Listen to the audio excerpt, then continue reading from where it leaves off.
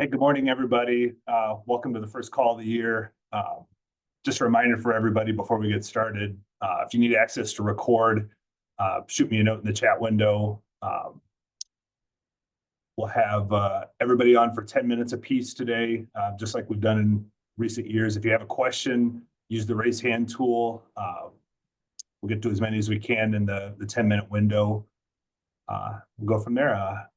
See, Coach Enfield is on already, so that's great. We'll give it another minute before we get started, let a couple more people get on, and then we'll get rolling. 3.5 hours today, so I hope everybody has 2 cups of coffee like I do here. So.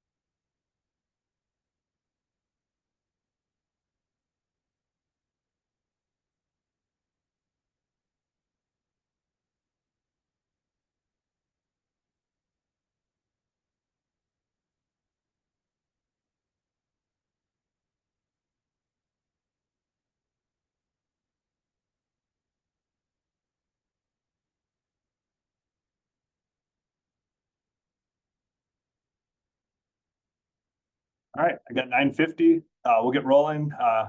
Andy Enfield from SMU will get us started here.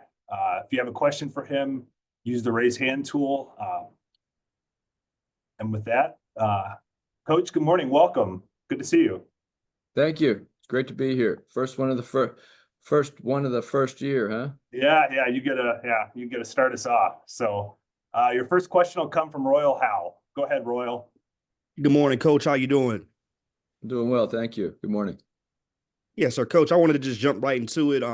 First conference loss Saturday.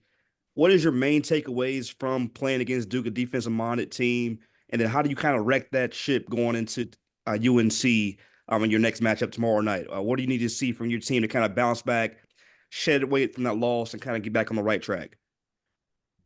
Yeah, Duke is very good defensively, but we beat ourselves in the first half. We were able to move the ball, get good shots, get to the foul line, and we missed too many free throws. The first half at halftime, it should have been a one-possession game in our eyes because we just gave too many free throws away and then missed some easy ones. And it's hard to do that, to be down 7 or 9 at halftime. And then the second half, they defended, but we really didn't help ourselves. We played poorly on offense. We've been leading the league in shooting from the field, from the three-point line, and been shooting 75% as a team from the foul line. So we did not play well enough to beat a team like Duke offensively. Thank you, Coach. We'll go next to David Teal. Andy, you mentioned your team's offensive efficiency for most of this season. As you gathered this group during preseason, what was it one that struck you that was going to be quite good on the offensive end? A lot of our players have averaged double figures in their previous university. We took 7 transfers and then 3 freshmen, had 3 returning. So we had a brand new team. And we thought we could score the ball because guys had proven themselves at the college level. And then Big Samet coming over from Turkey, we thought he would be able to score the ball for us as well. So we have done a good job of sharing the ball, lead the league in assists. And as I said, we led the league in scoring. Maybe we still do, but certainly going into the last game. So we have to try to come out in the next few games and keep sharing the basketball and take open shots. But we had felt pretty confident as a staff based on the prior. They had done, a lot of players had done it at different levels, had scored the ball. You mentioned the transfers. Is it comforting at all as you hit the meat of the ACC schedule to have former ACC players on your roster, such as Miller and Cross? Boopy and Matt Cross both played well the other night. you could tell they had ACC experience. They played their games, and it's nice to have that leadership because they've been there. They know the league. They've been to North Carolina like we're going tomorrow. They played Georgia Tech like we'll play on Saturday. So it is nice to have those guys leading our team. All right, your next question will come from Billy Embody. Go ahead, Billy.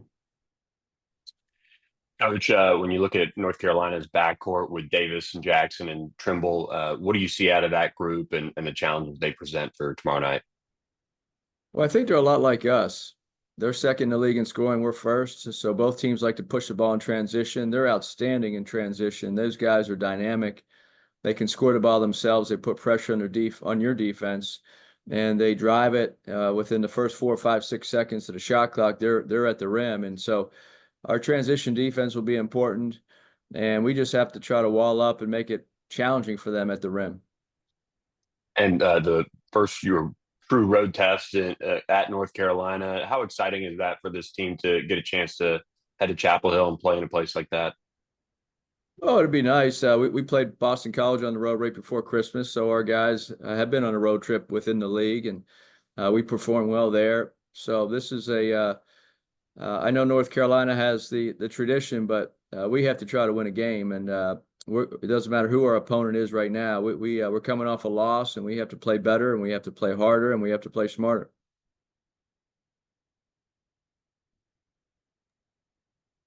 Do we have any other questions for Andy? Seeing none, Coach, thank you. Good luck this week. Thank you. Appreciate it. We will have Earl Grant from BC on here in about 5 minutes.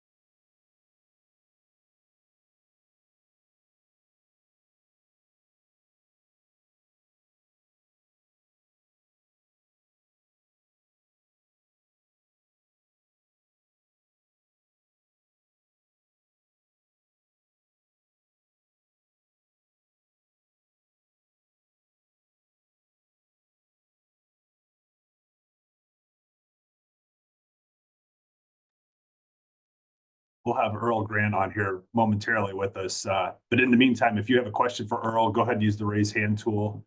We'll get that in the queue for when he logs on here shortly.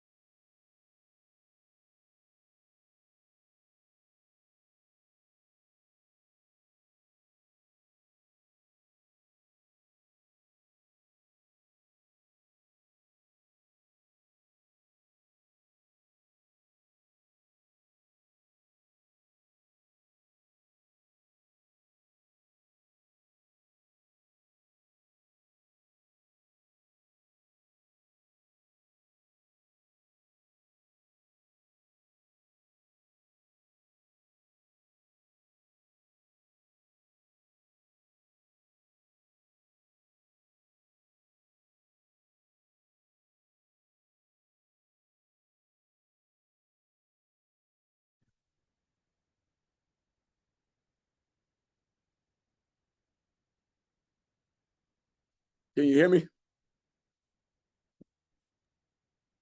We can hear you. Yes. Good morning. How y'all doing? Hey, good morning. Good to see you. Yeah, good to see you too. All right. Earl Grant here with us. Again, if you have a question for Earl, go ahead and use that raise hand tool. Dan Rubin, you're up first, sir. Go ahead. Hey, Coach. Good morning. Good morning. How you doing? Good, thanks.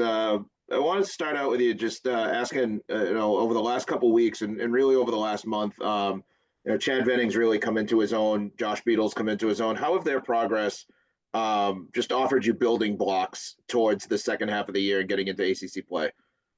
Yeah, I mean, they played really good basketball for us. It's one of those unorthodox seasons where typically this time of year, your top three guys, top scoring threats, top defenders, and we actually just discovering all of those things, still learning our team, but Chad has been somebody from day one in the summer, came in and really worked on his body and really got in good shape. He's still building towards, being a top-notch condition guy, but put a lot of work in. And then Josh Beadle, being an experienced ACC player, he's given us a good lift as well. And then just if you allow me to go back in time before I surrender the mic, a couple weeks ago, DJ Hand won Player of the Week, and I think it was marked that it was the first time that a father-son duo had ever won that with his dad having won it at Virginia. So for you, just what's that dynamic like with him? And you just speak to him as a player and winning that award opposite his dad winning it umpteen years ago. Yeah, I mean, the first thing is when you say that's the first time that it ever happened in history of the ACC, that's a major statement. That's a big time deal. Obviously his dad had a good career at Virginia, and DJ's a young player. They're just kind of coming on. You watch the films from last year, you're getting prepared for Miami or getting prepared for Georgia Tech, and you watch the film and you realize he wasn't really on the floor. And so, you had other guys on the floor. So he wasn't in the mix last year. So he's made a big jump and continue to grow and develop. as a second-year player. David Teal, go ahead. Earl, along those lines and the big jump that Donald Hand Jr. has made, did you expect him to be your leading rebounder this season? I didn't necessarily expect him to be our leading rebounder, but we did talk to him about trying to be more intentional to go into the backboard, the offensive glass and the defensive boards. And when he rebounded off the backboard, we tell him he can push the break some. So maybe that's, you kind of dangle that carrot to him. But yeah, he's 6'6", at the guard position. So he's a big guard. He's a good athlete. So he's been chasing some of those balls down, and he's done a great job of it. Then you had a week off around Christmas, and now you have another week off before Syracuse. Is that a good thing, or would you rather be more in a playing rhythm? We've had a lot of choppiness. Seemed like we've had a lot of play a game, week off, play a game, week off. I'd rather keep playing games, but right now, for where we are, 15 games in, we're at the halfway mark of the season, and we kind of need this week. We got some things have developed in the last 10 days with our team and what we've learned about lineups and different combinations. And so we need to work on some offense with different combinations. We need to work on, some defensive schemes, some ball screen things. So we actually need this week right here at the midpoint, because we smack that in the middle of the 24-25 season. So I think this is a good time for us to break, so we can work on a couple of particular things. Royal Howell, go ahead, sir. Good morning, Coach. Yeah, I wanted to piggyback off of DJ. He's doubled his minutes per game this year, tripled his scoring, averaging 14 and 7. What do you think has been the biggest contributing factor to him just kind of elevating his game? Is it more about you just establishing trust within that player, or giving him the free will to, play within the flow of the offense? What has been that contributing factor for him to kind of elevate his game to a top-notch level this season? Well, a couple of things. Number one, his understanding of kind of what we try to do offensively and defensively. He was in the program last year, so he's had a head start on some of the new players because he has a great understanding of what we do.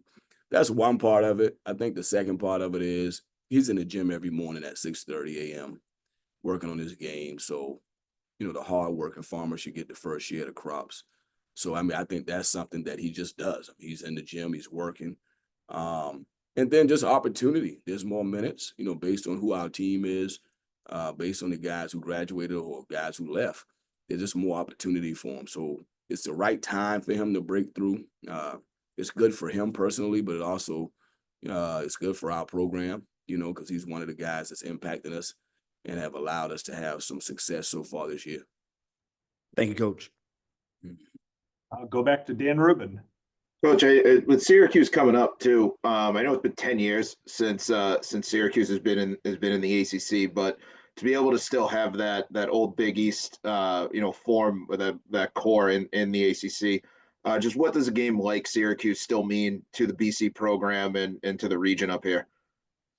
Well, like you said, people love the Big East. We played Providence in the NIT last year, and I didn't realize how big a deal that was. My phone was blowing up like we were in the national championship game, and people were saying, hey, that's a big game, and, let's go play and let's compete. So I think anytime you play an old, traditional Big East game or matchup, there's more excitement around the game. There's more fans in the building. So people still, really pay attention to those matchups. We'll go to Maria. Go ahead, Maria. Coach, in the last 2 games, you guys have gotten off to slow starts, and one of them you were obviously able to overcome them, but in Georgia Tech you weren't really. So what are you guys doing to prevent starting slow against Syracuse this week? Well, I think the game against Miami, we started slow, but they started fast. I think, it was a new coach. Guys were playing free. They were doing some different unorthodox things that they hadn't done with the new coach. Kind of caught us by surprise. We showed great character and resiliency, came back and won the game. Against Georgia Tech, we actually didn't start off slow. I mean, we were up all the way through the first half until about 9 minutes, and they made a 7-0 run. They hit us with 2 runs, one 7-0 in the middle of the first half, and it went from 24-23 to 31-23, and then they hit us with another run, 8-0. So it's a game of runs. They made them, we didn't. So we went down 13 and a half. So, I thought we started off great in that game. We played good basketball. We got away from some things and got a lot of them get in transition. And then they went 7 for 11 from 3. They made some contested shots on that particular day. Go back and watch the film, and they made some contested shots. It was 7 for 11 from 3 and open up the game. Earl, thanks for the time today. Appreciate it. We'll see you next week. Happy New Year. Take care. Thank you. Same to you. We'll have Brad Brunell from Clemson on here momentarily.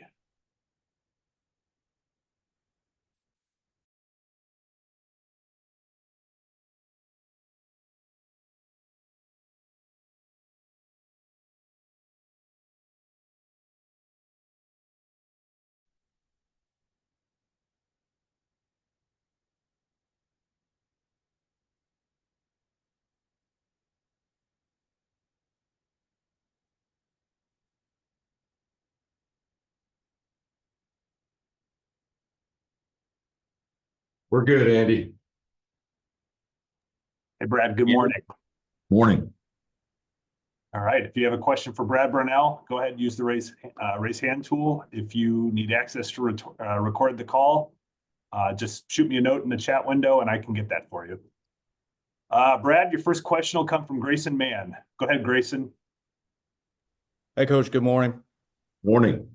I just wanted to get your sort of assessment now 15 games through the season. I know you mentioned heading into this year that this group was going to be a work in progress, specifically on the offensive end. Just where do you feel like things are heading into this new road trip this week? Yeah, obviously I'm pleased with how we've been playing. Pretty good consistency most days on both ends of the court. We got an older group that has come together nicely, I think. Roles are getting defined as you play and kind of as you learn more about new players in your program and, what they're capable of.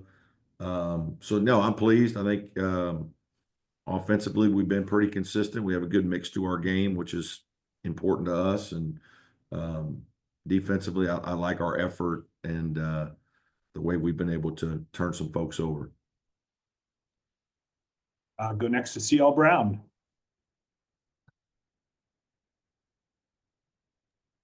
CL, take yourself off mute. Sorry about that. I wanted to just double check to see if there's any talk about rescheduling this game. We got a bit of a snowstorm here, and I don't know what it's like there, but just wanted to see if it's still officially on at this point. Yeah, as far as I know, it is. I think we seem to have gotten word that the airport should be okay. Obviously, everything's, hour by hour, if you will, but I think they thought the snow was, going to slow down a little bit. I think the airport is still open, so as long as airport's open there, I think we should be okay. And secondly, about Louisville, it seems like they're starting to kind of round into form now. When you look at them on film, what do you feel like is the biggest strength of this team at this point? I think they play really hard, rebound the fire out of the ball. Chucky Hepburn is a terrific player. Anytime you've got a guard like that can run your team and the ball's in his hands, you're going to feel good about what you're doing offensively. I think they've got big, strong, athletic guys. Defensively, they're tremendous activity, aggressiveness, and they've got multiple guys that share the ball. They got multiple guys that can beat you off the dribble. Certainly, they're not shooting the ball as well in terms of numbers wise, but I think they've got some guys on their team that are probably better shooters than their stats. And so they can stretch you with the way they play. And obviously Rain Smith is one of the elite 3-point shooters in the country. They just got a lot of nice pieces that, got good older players and physical guys that bring toughness and energy to the game. Thank you. We'll go next to Mark Berman. Good morning. Obviously, Brad, you guys had a nice win over Kentucky this season, but obviously it's been a rough non-conference season for the ACC in general. You've been around this league a long time now. Why do you think it has been such a rough non-conference?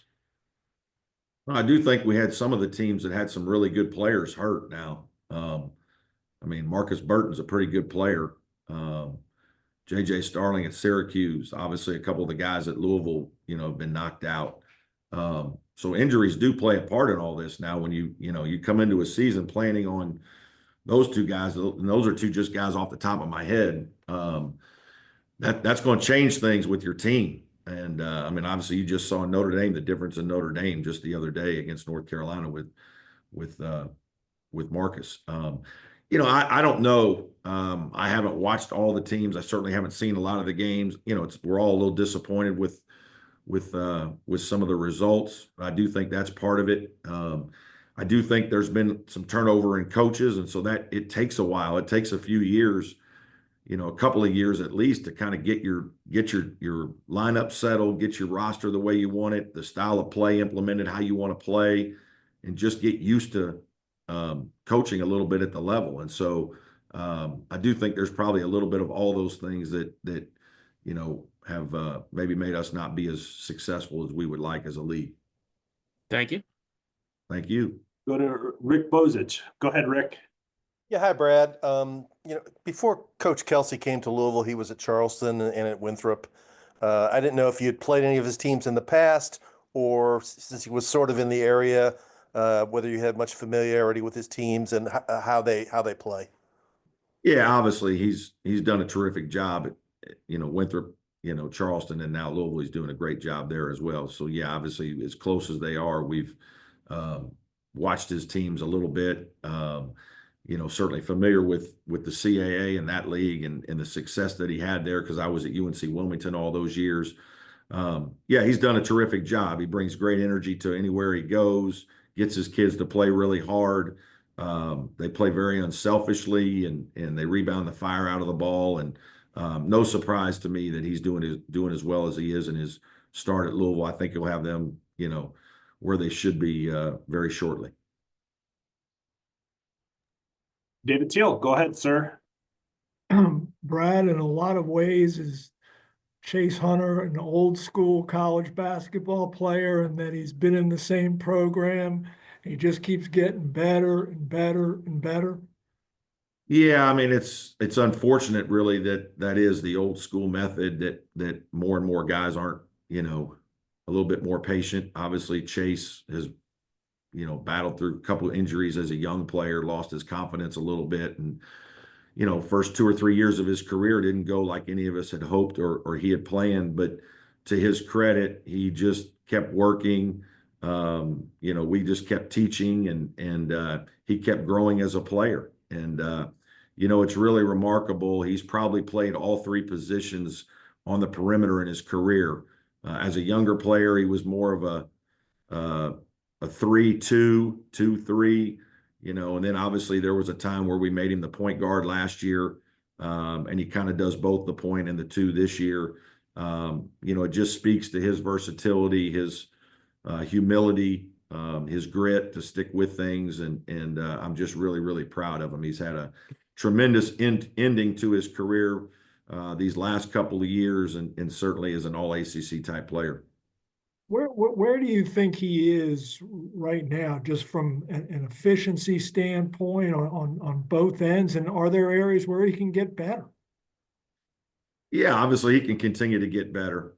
He's shooting the ball very well, pretty good decision making. My thing with him occasionally is he can get his mind in one place or the other. Sometimes he goes into games and he's really distributing, and then other games he's really trying to score. And I've just talked to him about, you're so good, you're so talented, make sure you're being a complete player every game. I even put a note card in his locker and I just wrote complete on it and taped it in there just, around Christmas time here, just to kind of remind him, hey, we need him to play to his level on all, in all possessions, on the defensive end, on the offensive end, just continuing to make the right play. But man, he's he's a terrific young man. I'm really proud of him.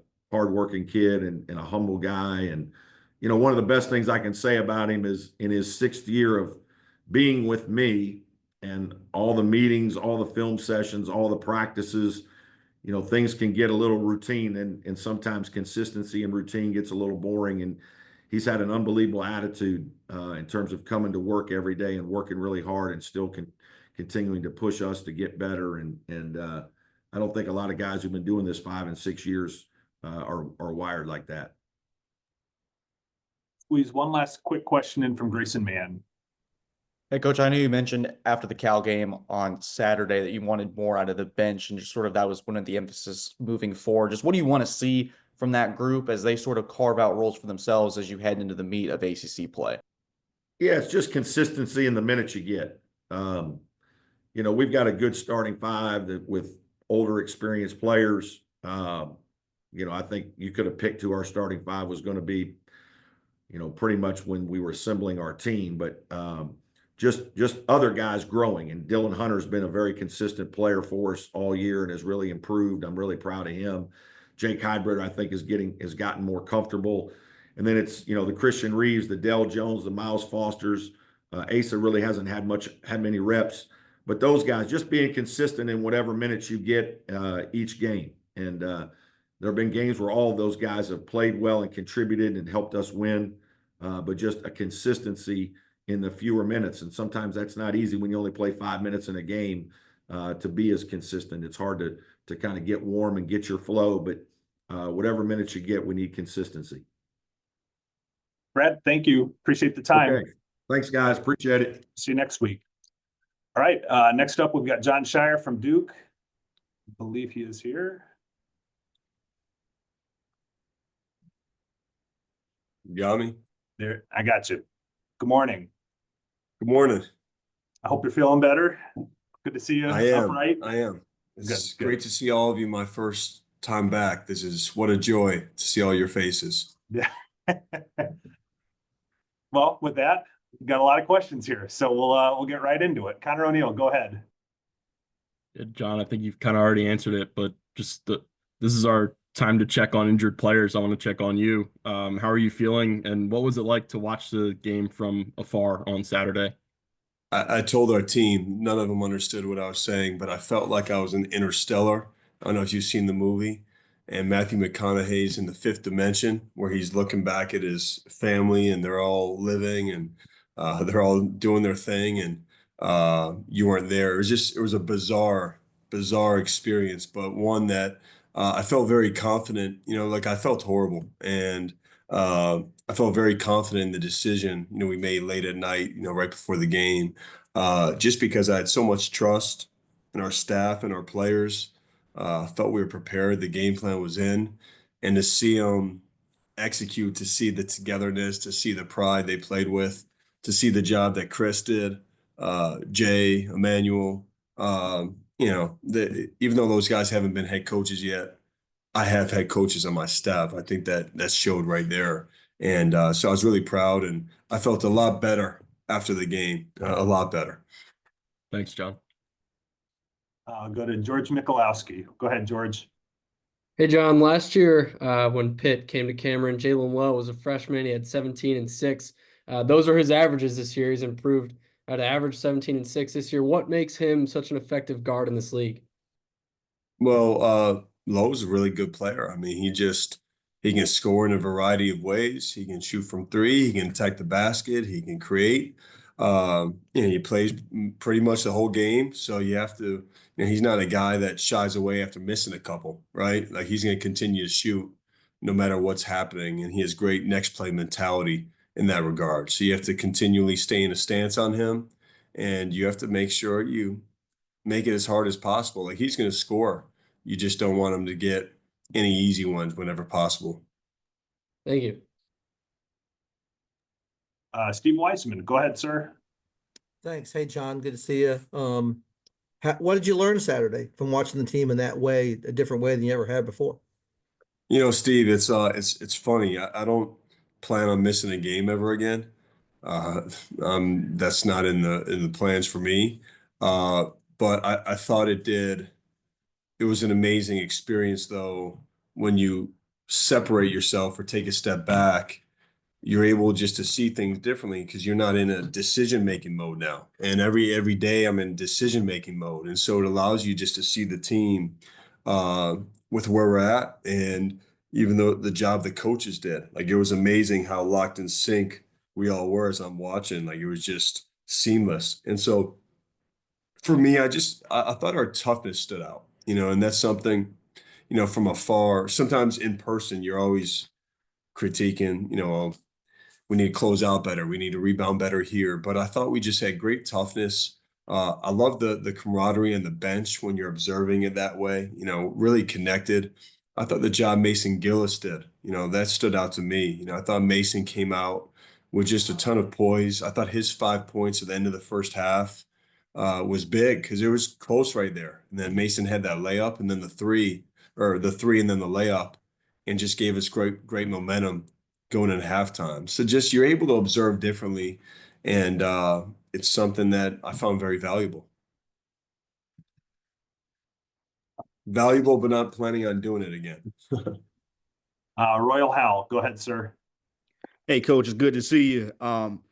Yesterday, Coach Carol Lawson, after the win against Pitt, she mentioned just having that Duke pedigree, that defensive mindset, and always when you're not having the best offensive game, your defense does travel on the road. And just what's been your assessment on just this Duke team from a defensive pedigree mindset, where your ability to guard 94 feet and protect the paint with Milo Watch and your perimeter defense?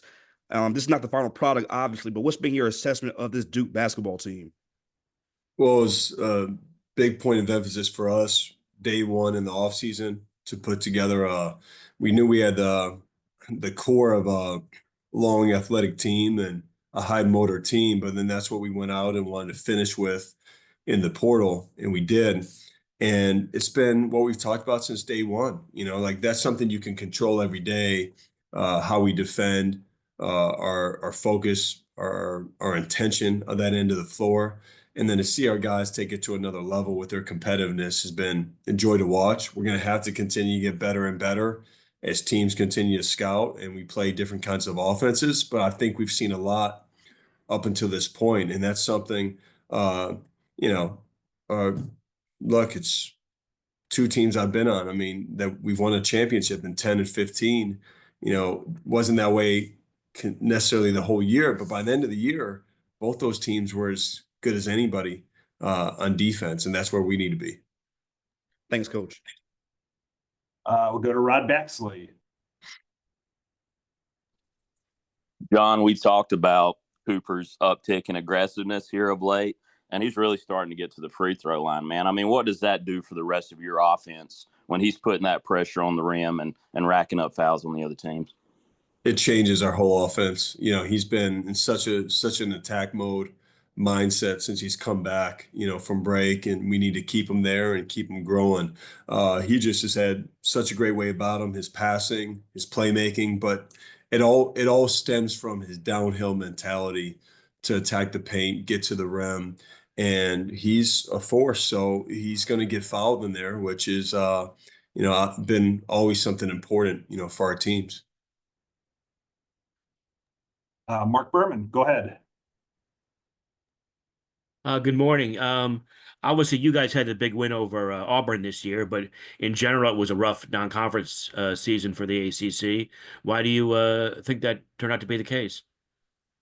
I don't pay attention to things that I can't control. And I shouldn't say I don't pay attention. Of course, you notice what's going on, but I don't, that my energy isn't going to go there. My energy is going to go to what we're doing and our next opponent and being ready. And end of the day, people will say that, of course, if you look at Notre Dame as a team, Notre Dame's a completely different team without Marcus Burden, and they just got him back this past weekend. And so unfortunately, when results go that way, decisions are made for really the rest of the year. And it's unfortunate it happened that way. But for me, really, my mindset goes directly towards our team, what we can control, what we can do.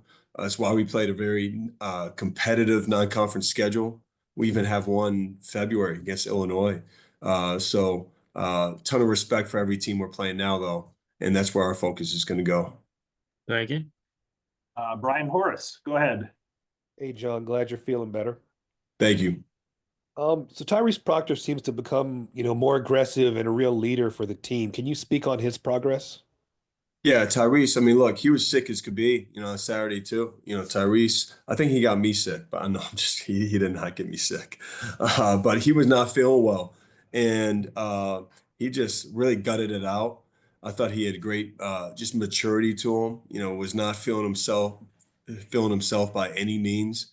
But he's been tough. He's had amazing humility, been a great guy to coach. And really, I think he's still on the upswing of things he can do. So really proud of him with his effort and his attitude this year. Thank you. Squeeze one more in from Jerry DePaula. Thanks for your time, John and Andy. John, you obviously have many freshmen on you play significant minutes, and they're great or soon to be great players. But taking that greatness out of the equation, what's it been like to coach such young guys and use, I guess, 3 of them in your starting lineup? They've been amazing to coach, and I've coached since I've been back. I've coached freshmen every year, sometimes more, sometimes less, but we've had freshmen every year. And I think their maturity and their personalities at the same time have been as good as any group we've had. They talk, they want to understand the game at a deep level. We put them in tough situations off the bat. They showed they weren't afraid. They're great competitors, and they're not about themselves. Truly, they are not about themselves. And I think it has a lot to do with the group we recruited. I think part of it, we are fortunate to, maybe hit right. You got to hit right on these guys, and we did. And then we were fortunate they wanted to come here. And so they've been special to coach. And then you add in, I know that's not your question, but to have such secure upperclassmen in Sion, Malik, Mason, Tyrese, Caleb returning, who are also not about themselves, it's been, for me, a special group to coach, which is why I couldn't be more excited to be back with these guys today. John, thank you for the time today. We appreciate it. Thank you, See guys. soon. Thank you. All right. Next up, we will bring on Leonard Hamilton from Florida State. I believe he is on here. Not. But in the meantime, if you have a question for Leonard, go ahead and use the raise hand tool. For those just joining, if you need access to record, shoot me a note in the chat window. I can get that for you. Just a reminder too, obviously coach is not going to comment on anything with the pending lawsuit. So just throw that out there as well. Coach Ham is here. Let me put him on here. Good morning, Coach. Good to see you. Good morning, everybody. All right. Your first question will come from Michelle Kaufman. Go ahead, Michelle. You got to take yourself off mute there, Michelle. Sorry. There There you we go. Hi, Leonard. Good morning. Good to see you again. I had a 2-part question. One is, I just wanted to know if you could comment on Jim Larinaga stepping down. You're one of the only coaches from that generation in the ACC who's left, and he said a lot on that day just about what drove him out, just how different the job is from the job that he loved, for 5 decades. So I was just wondering if you could comment on that and if you related to some of what he was saying. And then the second part is just, how do you see this team in this matchup on Wednesday? Thank you. Jim has demonstrated that he's a class act, that he's a guy who thinks things through. I'm sure the decision didn't come as a knee-jerk reaction to anything particular. I'm sure it came with a lot of thought over a longer period of time. And for him to have the courage to stick with his convictions and what he believed is the best thing to do, not only for his team and for the university and for the players that have played for him before, is to be tremendously respected. I talked to very few coaches who really don't feel some of the similar things that seems to have been on Jim's mind. It's just where we are. I think that it's really nothing really. I don't see anything coming in the future that will eliminate the reasons why he made the decisions that he did, and I think I have a lot of respect for him for how he did it, and hopefully what he intended to accomplish would happen. As far as Miami's team, I watched the last two games, and it looked like to me they're playing better and playing very well. I mean, it was the only time Virginia Tech led the other day was, I think, it was 2.7 seconds, and that's to me, they are to be commended for making the adjustment and really finding a way to re-energize themselves in spite of, I'm sure, their disappointment from losing their head coach. They are extremely young and very, very talented. And those of us who have first year players realize it's this the time when normally first year guys start stepping in and playing with a lot more confidence. And I see that's what Miami's team's doing there, playing with a tremendous amount of energy. They seem to be more in sync, and I expect you to see them continue to keep making improvement. You know, that's what normally young teams do. They have some tremendous freshmen that that are very capable of hitting you for big numbers. You're gonna have to guard them and stop them. They're not gonna stop themselves.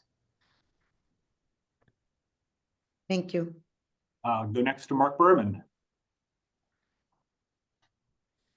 Good morning. Obviously, it was a rough non-conference season for the ACC. You've been around this league a long time. Why do you think that was? Mark, let me say something to you about this. I appreciate the question. Every year, this time of year, you get a lot of guys questioning the progress, where they rated. And if you notice over the last 10 years, at the end of the season, the ACC is always standing represented in the Elite Eight, Sweet 16, the Final Four every year. So I just think that that's been proven over the last 10 to 15 years. So what I'm saying is, I think that we just need to continue to keep playing. At the end of the year, I expect the ACC to be all where they've always been. While we seem to have been not dominating as well as we have in the past in the beginning of the year, but we always seem to be standing tall at the end of the season. How much does that worry you? The fact that, bad non-conference play means, maybe another 5-bid league this year. Well, okay, so the interesting thing, Mark, is no one's held accountable at the end of the season. They forget about how they evaluated the ACC during the course of the season. And then next year it starts the same. So I expect the ACC, regardless of how they seem to have struggled early in the year, to be exactly where they need to be at the end of the season. And I think that's been consistent. That's not me trying to avoid your question. When you go back and look 10 or 15 years, that's been the consistency. But for whatever reason, when you have been a dominant conference in the beginning of the year to the end of the year, over the years, there's always seemed to be highlighted when things, the way this whole country has improved in basketball. Every conference, every team, all the mid-majors, they are significantly better than they have been maybe earlier. And I think that this is just the new national basketball position that we're in, the basketball has gotten significantly better, and it's not as easy to dominate nearly as much. You're going to see conferences win in the beginning of the season, continue to keep playing well, but at the end of the season, where it really, really counts, the ACC proves that we're always pretty consistent at the end of the year. Leonard, thank you for the time today. We appreciate it. We'll see you next week. Thank you. All right, with that, we will bring on Pat Kelsey from Louisville next. I believe he is here. Yep. I hear him. Yeah, I'm on here. There he is. All right. Good morning. Hey, good morning. If you've got a question for Pat, go ahead and use the raise hand tool. If you need access to record, shoot me a note in the chat window and we can get that for you. Grayson Mann, you're up first. Go ahead. Hey, Coach, this is Grayson Mann with TigerNet. Just wanted to get your assessment when you're looking at the film for your clash with Clemson tomorrow, what you have taken away from watching Brad Brownell's team for the first 15 games. Yeah, they're very good. One of the best teams in the entire conference. There's no question. I've known Brad for a long, long time, and their teams are always so well coached, so disciplined. They're tough. They're physical. They're big, and they got great skill as well. We have our work cut out for us. You know, I just have the ultimate respect for him and their program over the years. And this year's edition is no different. It's a very, very dangerous team. CL Brown, go ahead.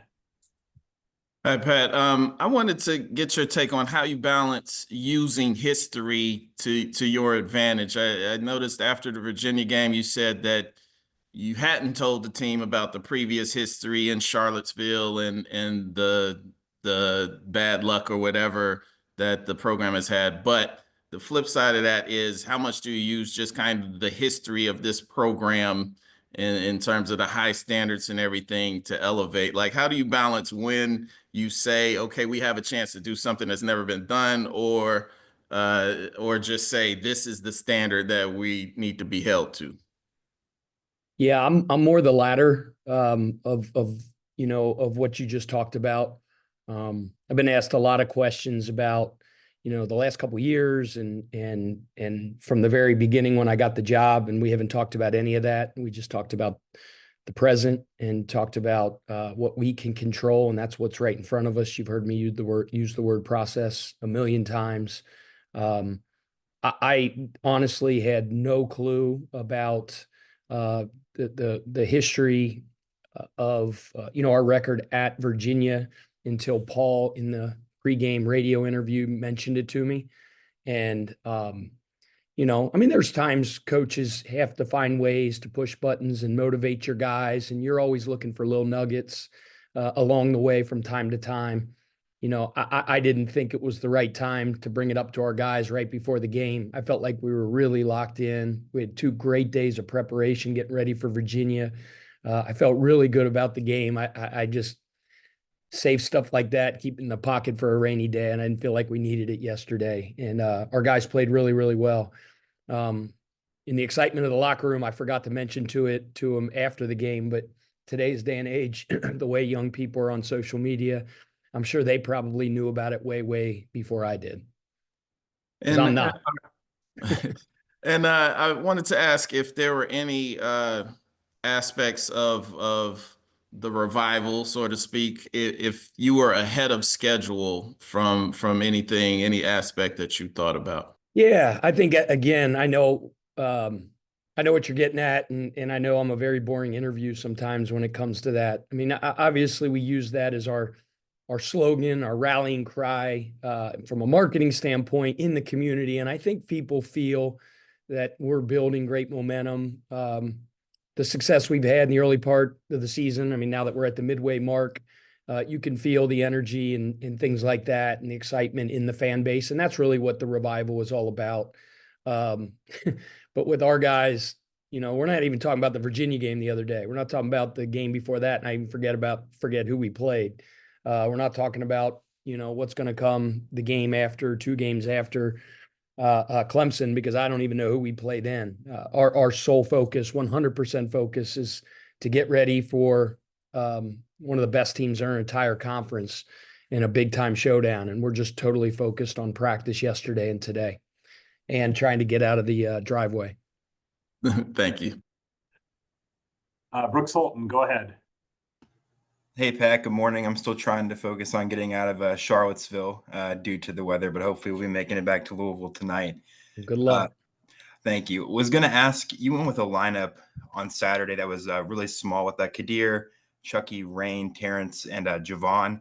I'm just wondering, now that you have Kadir back, just, does that kind of like open the door to do that more often? Throwing out like a really small ball look, and kind of that adds to the team. Yeah, I mean, I'm a big believer that it's not how big you are, it's how big you play. And I didn't even really consider it kind of a small ball lineup, because you just mentioned some really, really tough dudes in that lineup that you rattled off. So again, I just, you probably consider your front court guys in that lineup, if you had to pick two of them to be Javon and Kadir. Those guys are versatile and they can guard a bunch of different positions, and they're tough as heck, as is our front court guys as well. So again, I think the big thing is not how big you are, it's how big you play. And those guys play really big and tough. David Teal, go ahead. Had a provincial question from here in Virginia. How would you assess Terrence Edwards' transition to the ACC this year and what he has brought to your club? I'm trying my best to expand my vocabulary, so I don't know exactly what provincial means. I'm sorry. My Xavier education didn't get me to that level. I'm just kidding. But I know what you're saying. Terrence has been a joy to coach. Obviously, coming from JMU, and Mark did a remarkable job with him and built that program into one of the best in the country. I mean, they were top 25. They won 1 million games. We played Terrence early on in his career at JMU. And then obviously to see him late in his career, just the trajectory of how he's grown, how he's gotten better in every aspect of his game. He's got a great attitude, works hard every day. He's a terrific leader for us. His calling card is his ability to really, really score the ball. And he can do that with the best of them. Thing I'm most proud of is the last 2 games. It was 2 of the best defensive performances that I've seen out of him since he's gotten to Louisville. And they were major. It was a major reason that we won both of them. He really stepped up to the plate and was nasty and tenacious on the defensive end. How did that nasty defense manifest itself? What did he show you? Well, going back to the Carolina game, he guarded an All-American for large portions of the game and was just so locked in on scouting report. He all the actions that they ran him off, he were on. Obviously, Virginia is famous for kind of their motion offense and their mover blocker. And it's so important that you stay engaged, you lock in, you're chasing screening actions constantly. You're getting screened like crazy. And he just bowed his neck, dug in, and all our guys did. You asked me specifically about Terrence, but I just thought he was really locked in on that end from an effort standpoint, from an awareness standpoint, from a discipline standpoint. I'll go next to Matt McGavage. Go ahead, Matt. Pat, after losing Kaysen and Corn for the season, you kind of had to reassess and reevaluate your whole approach to this team, given you're going to be short 2 major guys the rest of the year. Kind of looking back on that moment compared to where you are now, do you think you're on schedule or ahead of schedule, given the momentum you guys are on right now? That was so long ago when those 2 guys went down, and we've come so far since.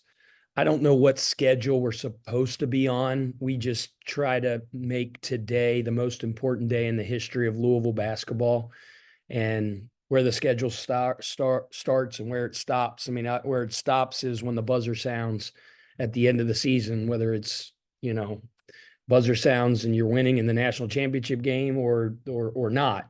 That's where the schedule ends. And it's just important for us to be amazingly and consistent in our approach to our preparation and our daily process. And I say it all the time, we don't get caught up in results.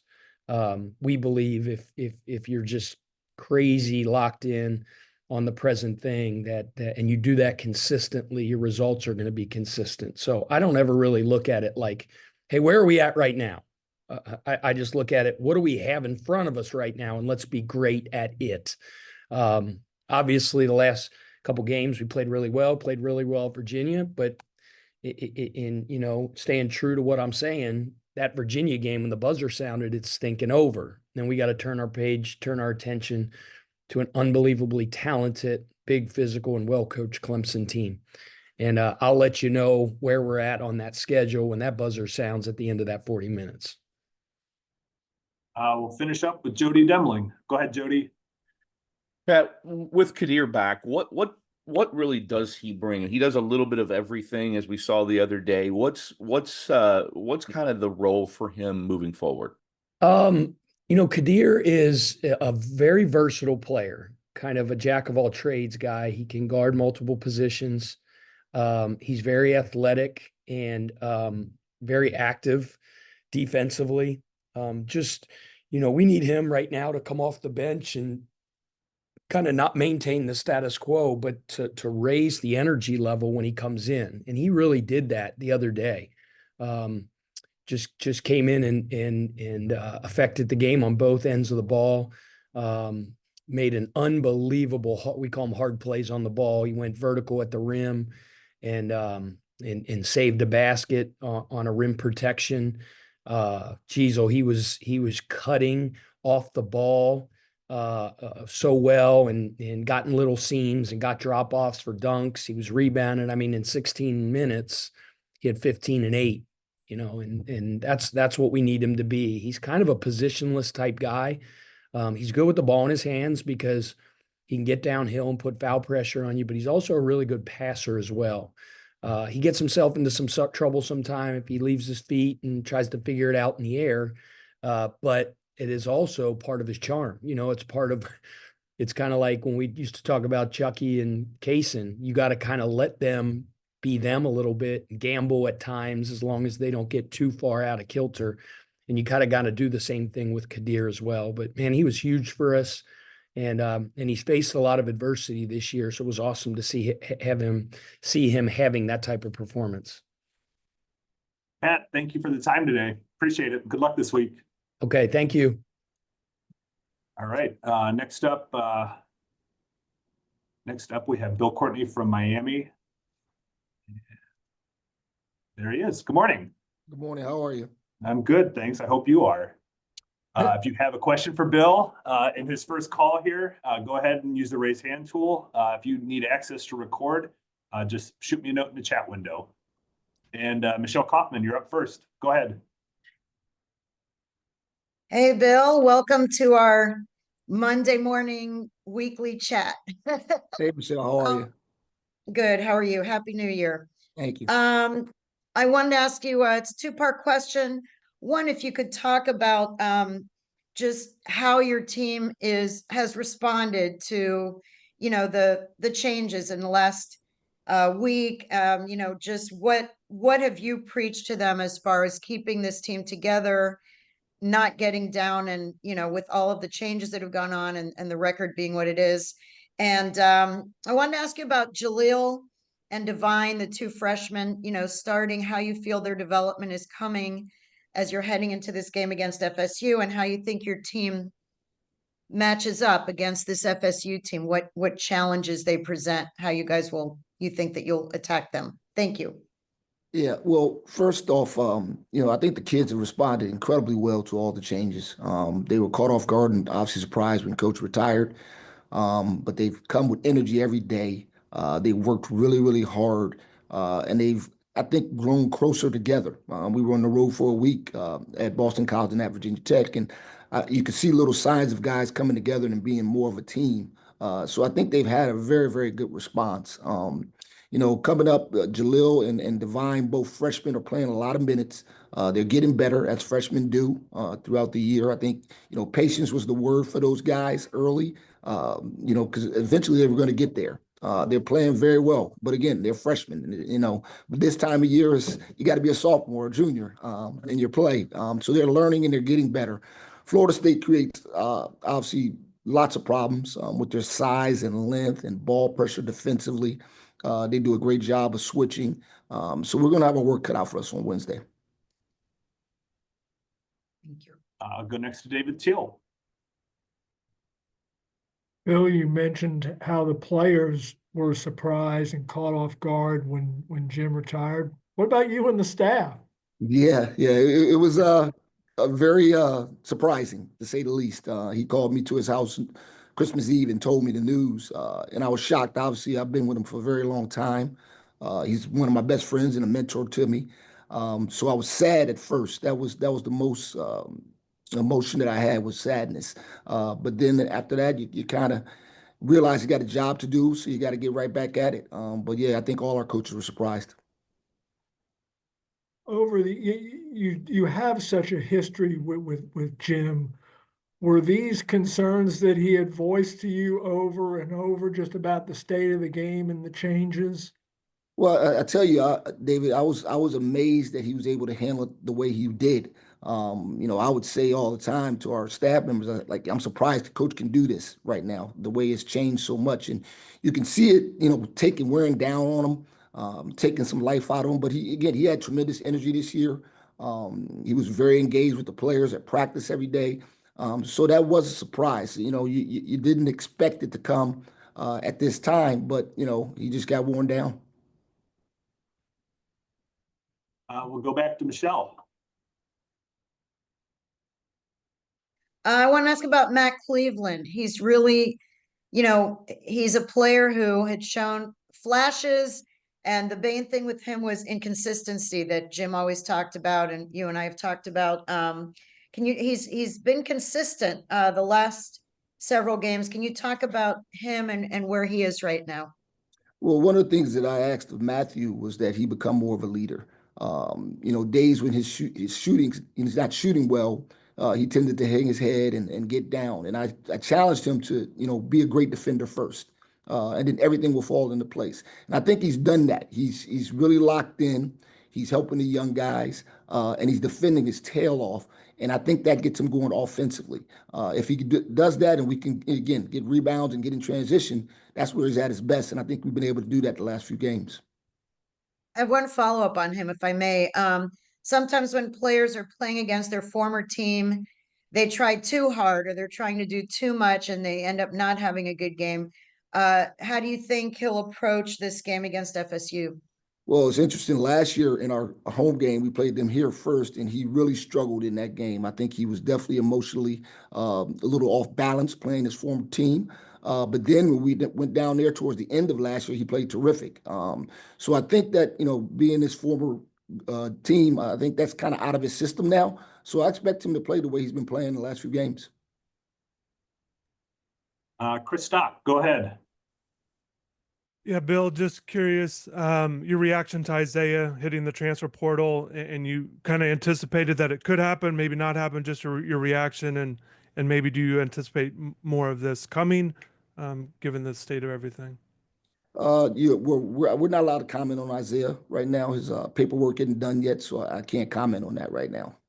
And then if I could just ask about defensively, what have you what's kind of been the main theme to kind of get back at, that the Clemson game, you held them a good shooting percentage in that one, but it's really been a struggle all year long. What have you kind of noticed of late? And did you see, I know you tried mixing things up defensively Saturday, any signs of improving, I guess? Yeah, I think we are. Again, you see the signs in practice every day. The biggest concern for us right now is our ball screen defense. We weren't very good on Saturday against Virginia Tech. At Boston College, we were pretty good defensively, in particular in the first half. We've tried to mix some things up defensively and try some different things, and I think the kids are responding to it. It's just a matter we got to do it for a full 40 minutes. Michelle, did you have one more question? Yep, go ahead. I did have one more question. Yeah, go ahead. I want to ask the latest status on Nigel. I mean, you hear things that, he's not going to play this year. He's done for the year. What is the status with his injury? And is there a timetable at all? Do you expect that we're going to see him again anytime soon or not? Yeah, Michelle, I really wish I knew. I don't know right now. He's got a doctor's appointment again on Friday, with a foot and ankle specialist. And so, I have no timetable on when he's going to be back or if he's going to be back. And so, hopefully we know some more this week. Thank you. Bill, thank you for the time today. Appreciate it. Thank you, guys. See you next week. Thanks. All right. Next up, we'll have Hubert Davis from North Carolina. I don't know if he's on just yet. Does not look like it, but yeah, once he joins, then we'll get started with him. But in the meantime, if you have a question for him, need access to record, use the raise hand tool or shoot me a note in the chat window.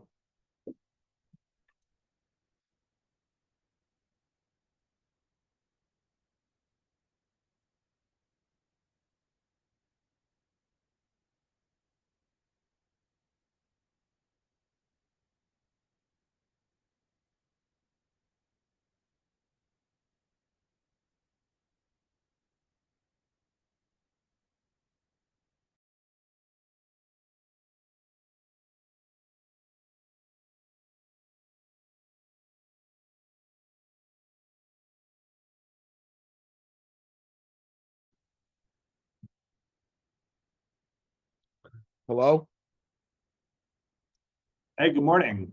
Hey, good morning. How are you? I'm good. How are you today? I'm doing great. How are you? Good. Good, good. Happy New Year. Yeah, you too.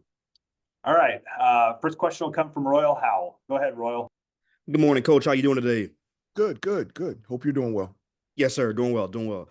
Coach, what's been your overall assessment of your ball club going up to this point with SMU coming in on tomorrow night, I believe, number one, number two offensive teams in the ACC. What's been just your overall assessment of your team headed into this matchup tomorrow night? Well, I mean, I've said from the beginning in regards to our team, what is going to allow us to have the most success is, our ability to defend, get stops, and rebound the basketball, and also limit turnovers. I go to those three things every day with this team, and letting them know and understand how important checking those three boxes are. From an offensive standpoint, you're right. SMU is really gifted in terms of scoring, but we are too. And so, not just for SMU, just moving forward for the remainder of the year, everything is going to be tied to how good a defensive team we are, how good a rebounding team we are, and how well do we do taking care of the basketball. Go next to Michael Coe. Hey there, Hubert. Good morning. Sort of on the other side of that question, when you look at SMU, just in your initial scouting of them, what stands out about how they play? Well, I mean, they've got tremendous size and athleticism. They can score in the post. They've got guys that can spray it from three. They're number one in the ACC in terms of offensive rebounds per game. And so, when the ball's up in the air, when it's coming off the rim, we're going to have to box out. We're going to have to rebound. And that's just going to be a huge determining factor in terms of the outcome of the game on Tuesday versus SMU. And then if we can rebound, and then it allows us to get out in transition where we've been consistently really good all season. But when the ball goes up in the air on a shot, that's where the game is going to be decided in regards to rebounding the basketball. Thanks, Hubert. Rod Baxley, go ahead, sir.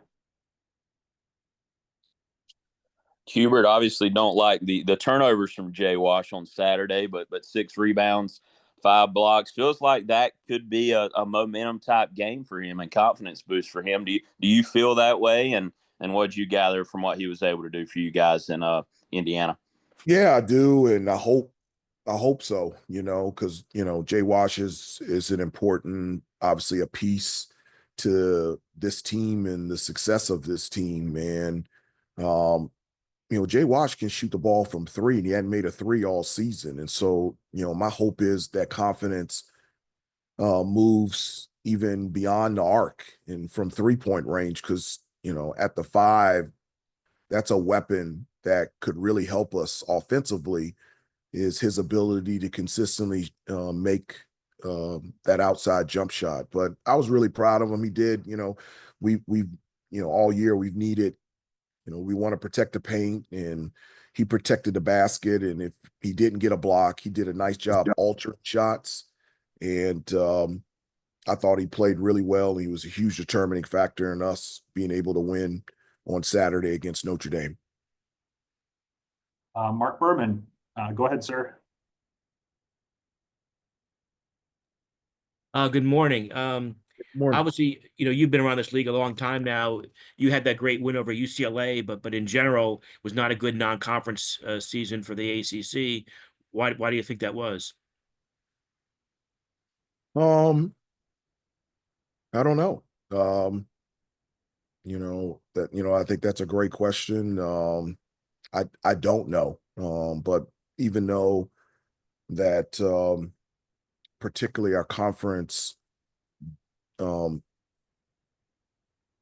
didn't do our best in non-conference play, I still believe the ACC is the best conference in college basketball. I love, as you said before, I've been a part of this conference as a player, as an assistant coach, and as a head coach, and I wouldn't want to be a part of any other conference than the ACC. How much does that bad non-conference record, though, make you worried that here we go, it's going to be another 5-bid league come March? I'm not really thinking about that. I'm thinking about SMU. I'm thinking about the improvement of our team, our guys just continuing to get better, and just for us to reach our full potential as a team. That's really the only thing that you have control over, is how good you can become. And at the end of the day, is if you max out and you become the best team that you can possibly become, then, the results will end wherever they go. But I try to focus on the things that we have control of, and that's our improvement and our preparation for SMU on Tuesday night. Thank you. Jeremiah Holloway, go ahead, sir. Hey, good morning, Hubert. Yeah. You guys the other day against Notre Dame, I think it was in that first half, you had a lineup where it was Cade was at the 3, Jay Witt was at the 4, and then it was either Brown or Washington, at that 5 spot, allowed you guys to go a little bit bigger. I guess going back and looking at that film in those lineups where you were able to go bigger, just, what did you like about that unit? And, did it give you guys any kind of different dynamic on the floor? Yeah, I mean, even when we were big, I think we're a little small, but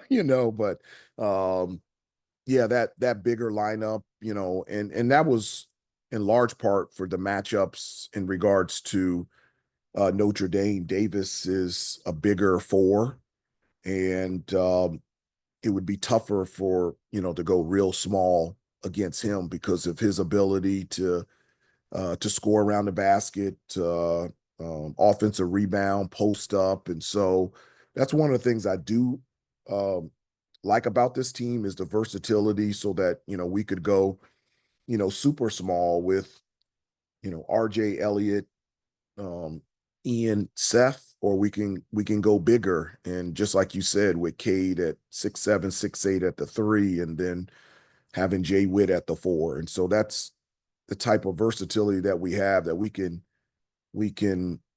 change lineups depending who we're playing. Andrew Jones, go ahead. Hey, Coach, a couple of quick ones for you. First of all, is there any update on Seth? Can we expect to see him tomorrow night? He practiced yesterday, did one full contact drill, and but I haven't spoken with him today, and we have practice at 3, so I'll have more of an update after practice today. But he did practice yesterday. Okay. The other thing, going back to what Rod asked about Jay Wash, when I was talking to him after the game the other day about the block shots, and it wasn't just block shots, he affected a lot of other plays. He tied up Burton on one play. He said it was a simple matter of doing a better job of rotating and reacting defensively down there. And that was a point of emphasis after Louisville, because he admitted that he wasn't very good against Louisville at that. Is that what it basically is for him? It's a simple matter of being consistent with the rotations and when to provide help defense and be more of a rim protector?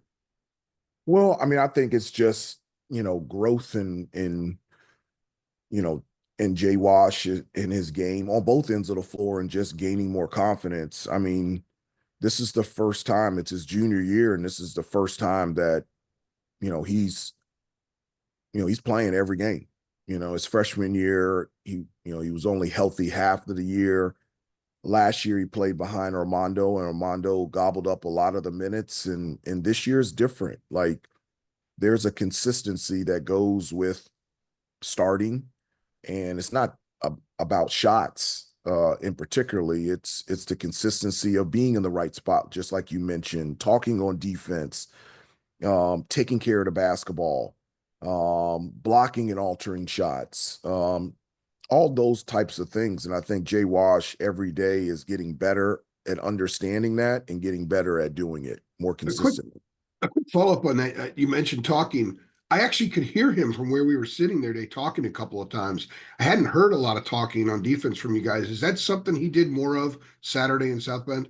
Not just him, everybody. I've said before, this is the quietest team that I've ever been around. And I've told them, I said, guys, I've never been around a good team, and I've never been around a good defensive team that's quiet. And I said, you guys are just going to have to come outside of your personality.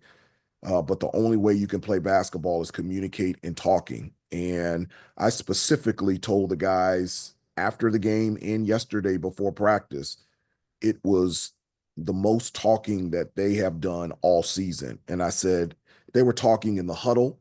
And I said, guys, I absolutely love that. That's what I've been preaching and begging for all season. And actually, I want you to do it even more. But it was the best talking game, communicating all season for us. Thank you. Hubert, that's all the time that we have for you today. Thank you. Appreciate it. Okay. See you next Have week. a great day, guys. All right. See you later. You too. All right. Kevin Keats is up next from NC State. Good morning, guys. Hey, good morning. If you have a question for Kevin, go ahead and use the raise hand tool. If you need access to record, shoot me a note in the chat window and I can get that for you. James Henderson, you're up first. Hey, Kevin, hope you're doing well today. I wanted to ask you about Dontrez Styles. Didn't rebound it well up at Virginia, came back, gave you a double-double against Wake Forest, had 10 boards in that game. Was that a point of emphasis for him going in and kind of something you can build on? Yeah, James, we're trying to, Dontrez is a really good basketball player, and what we're trying to get from him is for him to feel comfortable, both on both ends of the floor, offensively and defensively, and trying to fit him into what we're trying to do. And one of the things we've asked him to do is to be really aggressive. The games where he's aggressive, I think he really helps our team. And I thought he did a really good job at Wake Forest. One thing I talked about is that he had not played well on the road, and I needed him to be a little bit more assertive on the road. And certainly I thought he was one of the bright spots in the game on Saturday.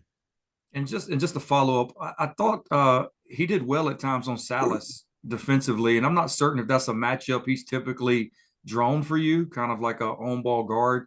Did you notice that as well? I did. I thought he did the best job on him, and that's something that we will continue to look at in the future.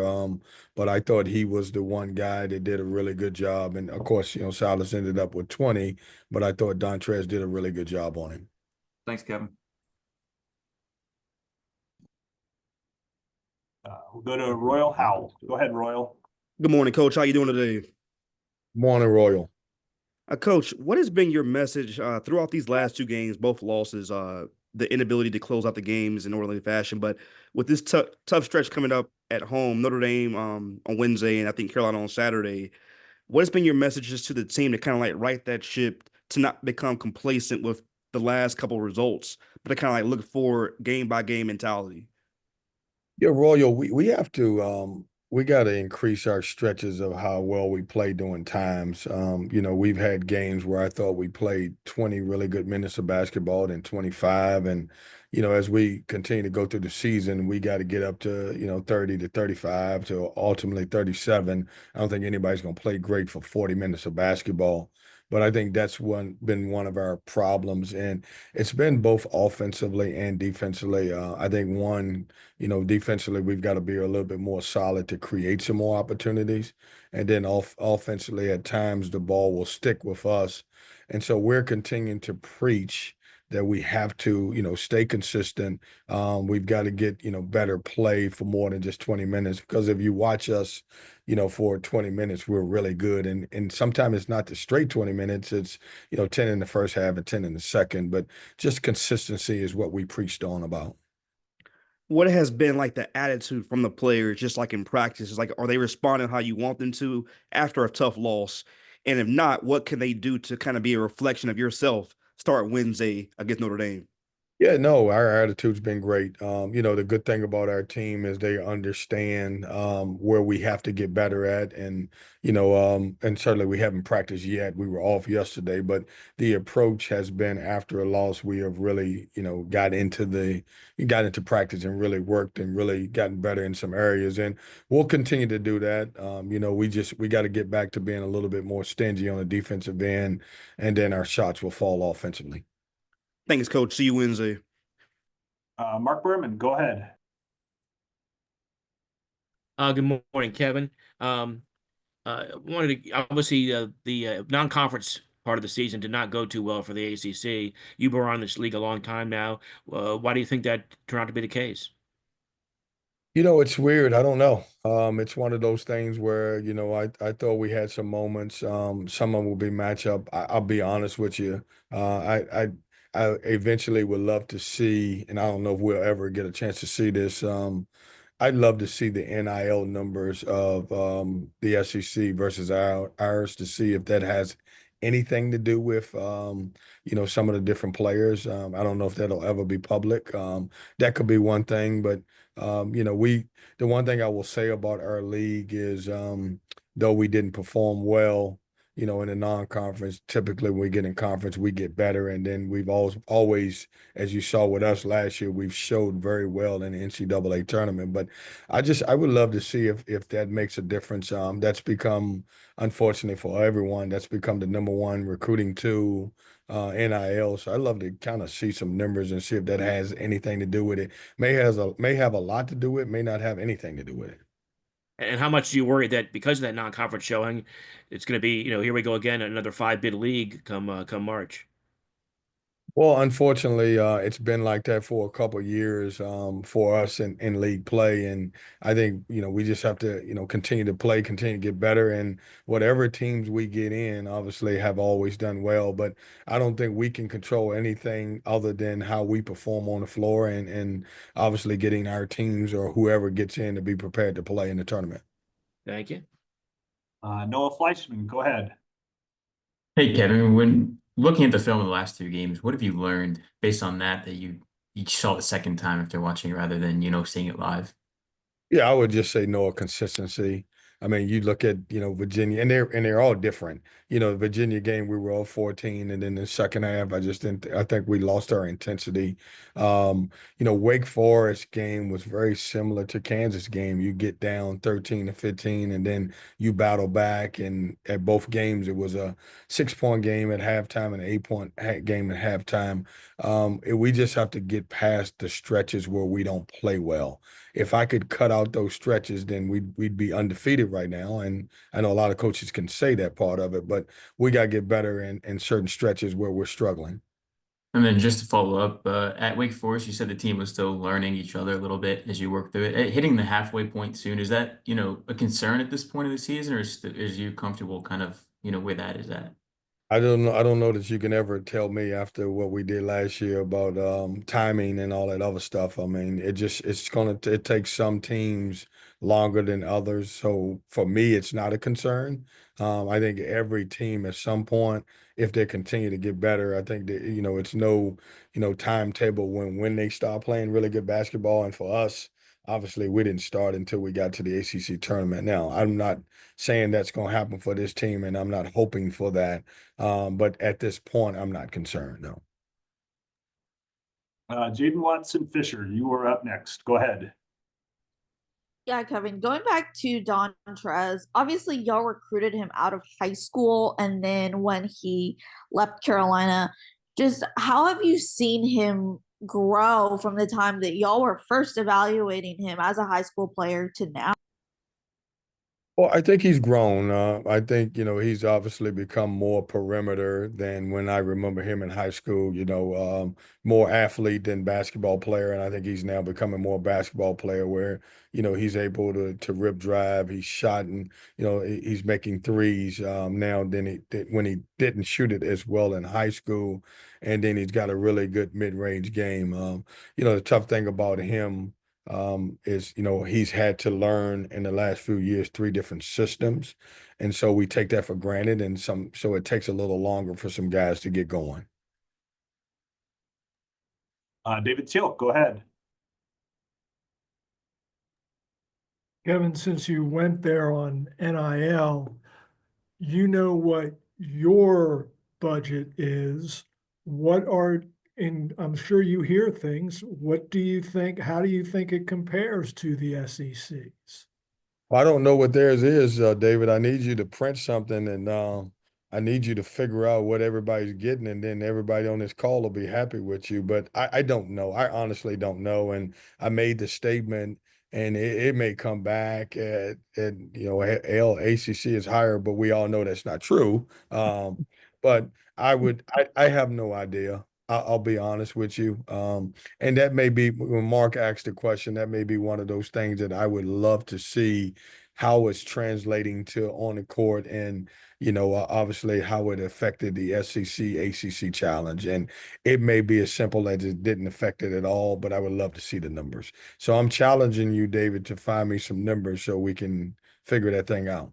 So agents aren't telling you numbers from the SEC. Well, of course they are. Numbers that it's a couple guys that I couldn't get, but no, they're not telling me what everybody's getting. No. All right, we'll get one final question from JC Zemble. Go ahead, JC. Now, looking back at almost this time last year, you guys played Notre Dame. It was a very tight, low-scoring game. Michael O'Connell was still coming off the bench. Mohamed Diarra was barely playing in some of the games. Do you ever look back and say, okay, last year we put the pieces together, now it's the same kind of process this year with your 8 newcomers? Yeah, JC, it's always going to be a process, and it's funny because I watched that game yesterday, and I was like, man, how different were we at that point? We had no identity. We were trying to figure it out, and we got better that game, and things changed certainly after that game a little bit. But it's the same thing here. When you have so many new pieces, the unfortunate thing for us, I was talking to my staff this morning, is that, we really only had one consistent starter from last year's team at the end. That was Michael. And everybody else is playing a completely different role. Even Ben, as well as he played, he came off the bench, and JT was more of our, 6-man and that first guard off the bench. So we're asking a bunch of guys to play a different role, and it's just going to take a little time. And certainly as we go through this process, we got to continue to grow and get better. Kevin, thank you as always. Appreciate it. We'll see you soon. Thanks, guys. All right, we've got a 10-minute break, and then Jeff Capel will be on from Pitt.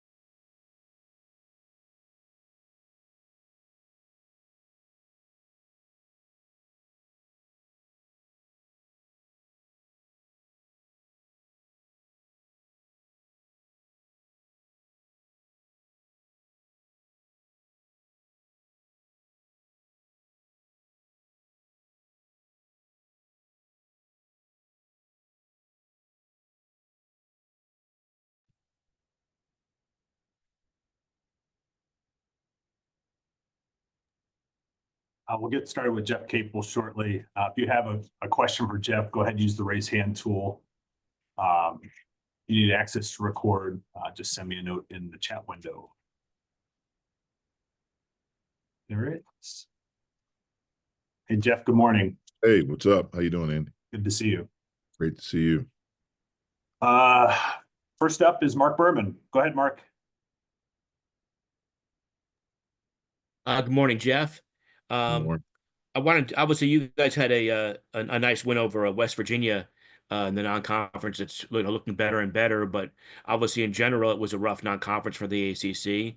Why do you think that was? I don't know. I've been concentrating on my team, so I don't know what other teams are doing, or I know what Duke is doing because that's who we play next, and I know what Pitt's doing. So I can't answer that question. How much do you worry that, okay, because of that bad non-conference season, here we go again, it's going to be another 5-bid league come March? Yeah, I worry about it. It's something that's certainly concerning, but what does the Bible say? What does worrying do? There's not anything I can do about it. We're just trying to run our race right now, and I think some of it's overblown. With some of the teams, I think we have some really good teams in this league, and the conference will be tough. But again, I don't know. I don't know the answer to it. Thank you. You're welcome. Royal Howell, go ahead, sir. Hey, Coach, how you doing today? Great. How are you? Doing well, doing well. Coach, I wanted to speak on Ishmael Leggett, just his performance over the last 2 games, shooting nearly 70%. What have you seen from him to kind of elevate his game this year to take your team to that next level? Yeah, well, I think he's off to an outstanding start to the season. He's been pretty consistent all year. He's been efficient. He scored the basketball. He's rebounded. He's defended. I think he spent a lot of time this past spring and summer really working on his game, having a chance to be at this level for a year. I think he understood this spring and summer the aspects that he needed to work on to be better this year. Obviously, he was really good for us last year in a 6-man role, which was basically a starter. He played starter minutes, but I think he's off to a really, really good season, and we need him to be a really good player for us. To quickly follow up on that, Coach, you go on a place tomorrow night where you've had recent history success. You've been very successful at Duke. Going into this matchup, if you had to say 3 things that if you did this, this, and this well, you'll come out successful tomorrow night, what would that be? We've got to be good in transition defense. They are dynamic in transition, and they do it from missed shots and from turnovers. They're an outstanding defensive team. So we have to be able to score, but more importantly, to make sure we're generating good looks and not turning the basketball over. And then we have to have poise. We know it's a great environment. It's loud, and they are really, really good. They're one of, if not the best team in the country, and they're playing at an incredible level right now. And so we have to have poise and have a toughness and compete for 40 minutes. Thanks, Coach. Good luck tomorrow night. Thank you. Jim Hammett, go ahead, sir. Hey, Jeff, how you doing? I know the other day you said possibly about Damian, seeing the doctor. I didn't know if did that happen this morning, or is that going to happen later today? Yeah, it'll happen a little bit. It's probably going on right now. Yeah, it's happening right now. So I'll know hopefully here soon. George Mikulowski, go ahead, sir. Jeff, when you look at Cooper Flagg, what are the keys to slowing him down, if that's possible? Yeah, I don't know if it's possible, just because he's so dynamic in a lot of different areas. Obviously, I had heard a lot about him. I saw him a little bit in high school, but I had not watched Duke a lot until after we played Stanford. So I hadn't really seen him a lot this year. I've watched him a lot since Saturday evening, and just super impressed, man, with how he plays. He's so competitive. He has a competitive toughness, a competitive urgency. Um, he's a great rebounder. He can score. I think the thing I've probably been most impressed with is his passing. He can really pass, and he has such a good feel as a basketball player on both ends. I think he's elite defensively, elite offensively. You just got to try to match his competitive spirit and try to make things tough for him, and hopefully he misses some. Thanks. Dominic Campbell, go ahead. You're on mute, Dominique. Coach, we talked to Zach and Jalen before the Cal and Stanford games, and they talked about wanting to be more of a completely play more complete game, especially in the first half. You guys struggled a little bit against Cal and Stanford in those first halves. Is there a common denominator between those two games in terms of your slow starts, or is it more of a game by game basis? Yeah, I don't know why, we have in both games, in the last two games. I can tell you we can't afford to tomorrow, because if we do, we'll get blown out of the building pretty quickly. So we have to get off to a really good start and be ready to go. And I hope that we will. But I wish I could tell you and know the reason. I can make an excuse and say, okay, for the Cal game, we hadn't played since the 21st. I could say against Stanford, their matchup zone slowed us down and had us thinking too much. But you guys up here in the Pittsburgh area, no, I don't like to make excuses. So we just didn't do it, and we can't afford to do it going forward. Go to Chris Carter. Go ahead, Chris. Hey, Jeff, good morning. Sorry if this sounds bad. We're on the road here. You guys have had some really good stretches in some games defensively as far as being accountable, taking away what other teams do really well. What have you honed in on when you're looking at the tape that when you guys are at your best, that you do very well on defense? We're flying around. We're playing with urgency, and everyone is connected. And like I've told them and shown them, it's not always right. Like the rotations may not be right, the way we close out may not be right, but we're doing it so hard that it makes up for maybe some of the technique. And so the main thing when we're at our best defensively, and like you said, we've done it for stretches, is we're flying around, five guys as one, just kind of flying around out there. And we have to be more consistent with that. David Teal, go ahead. Jeff, you mentioned preparing to defend against a versatile big in flag. What was Reynaud like the other day in trying to encounter with him? Yeah, he's really good, man. He's as skilled of a big guy, as far as touch, left hand, right hand, either shoulder, threes, putting it on the floor, floaters at 7-1. And so it was certainly, very, very challenging. And again, you didn't realize I'd seen him on tape and certainly impressed with him on tape. But when you see him live, like the 7-1 is legit. Like it's not, sometimes you can say a guy, you see a thing there, he's 7 foot and maybe like 6'10". Like the 7-1 is legit. And with all of that skill, obviously Flag is skilled. Man, Flag, just watching him on tape, and I remember seeing him a little bit in high school, he is so competitive. Like very rarely do you see especially a young guy, a freshman, that plays that hard and is that competitive on both sides of the ball. I mean, that's rare on top of all the skill. And I think that's what makes him so unique and why everyone is so excited about him, because and you can see it's kind of gone to the whole team. Like he just seems like a kid that just loves to compete and loves to play every possession.